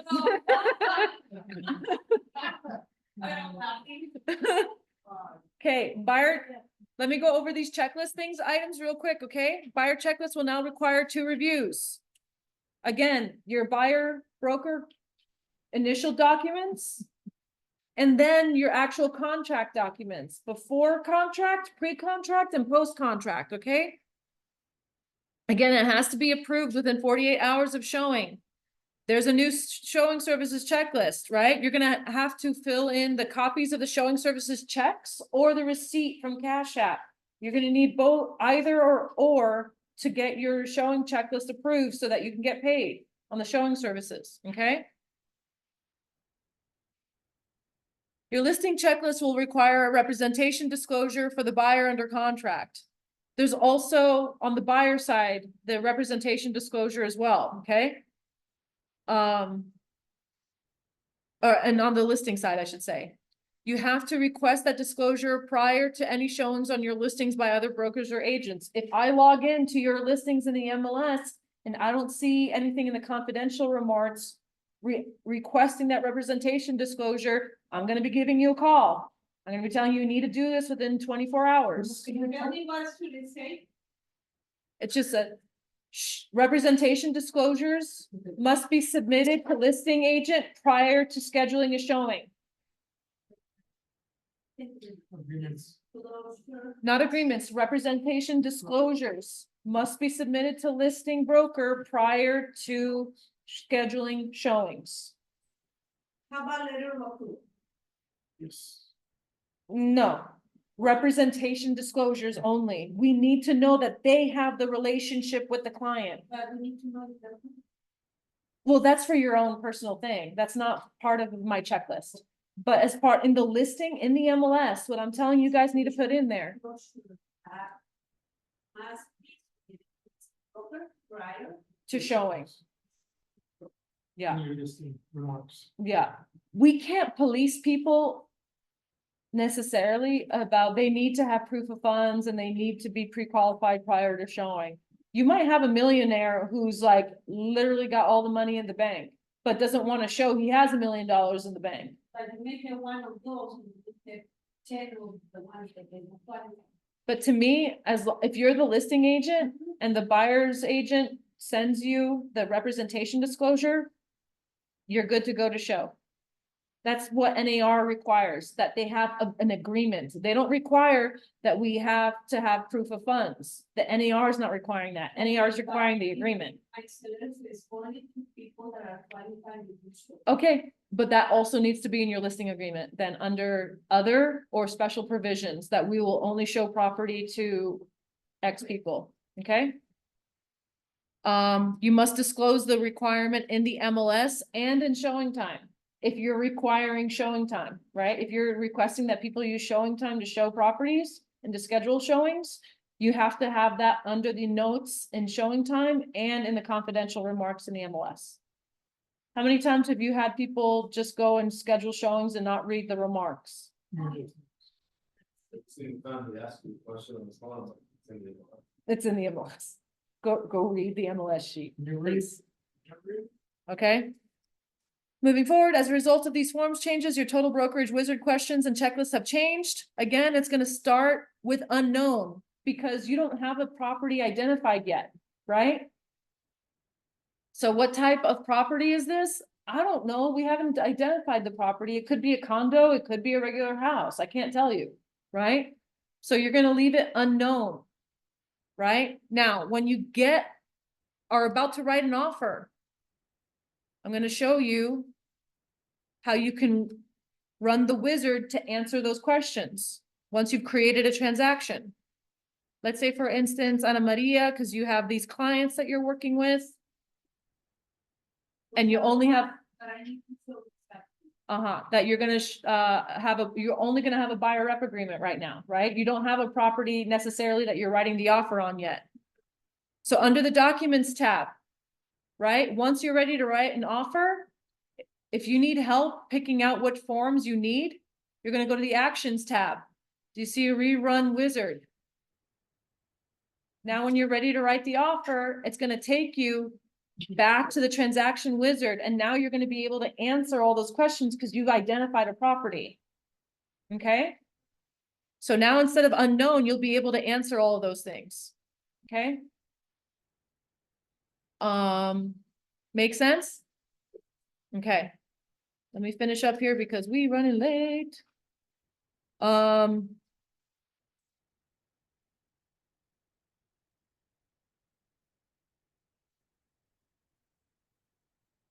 for those of you who are gonna do buyer presentations, right? We have this as a template in Canva, okay? Everything we do for our buyer clients, I went over this a couple months with you guys, a few months ago. This is a good time to use it. It's a front and a back page of everything we provide as a full service agent to your clients. I've come up with like 100 different points. Down in Mexico, or Texas? This is both, right? How many pages? It's front and back. It's technically 2 pages, but front and back, it's 1 sheet, right?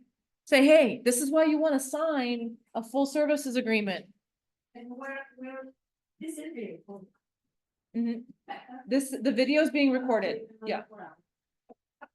So you can print this and make it part of your buyer packet, right? All you need to do and go in Canva is switch all this information out down here. Put your picture, your name, your email address, your phone number, and the AMAR leave AMAR real estate group there, right? Customize it to you. Okay? No, not ideal. Because if you don't provide all those services, then you may not have to in every situation, right? So that's why we don't want to. And then there's also a buyer questionnaire, a part of your buyer consultation. You can ask all of these questions, right? Getting started, how long have you been looking? Financials, right? All of that is also in Canva. So when you sit down, like you would a seller, hey, what are you looking to do? What are you looking to sell? Why are you selling? All of that. You're gonna have the same consultation with your buyers. This questionnaire helps remind you of what questions to ask. Okay? That's also in Canva. Okay? And you can print it out, have a bunch with you, you know, in your briefcase. And take it with you to appointments. Okay?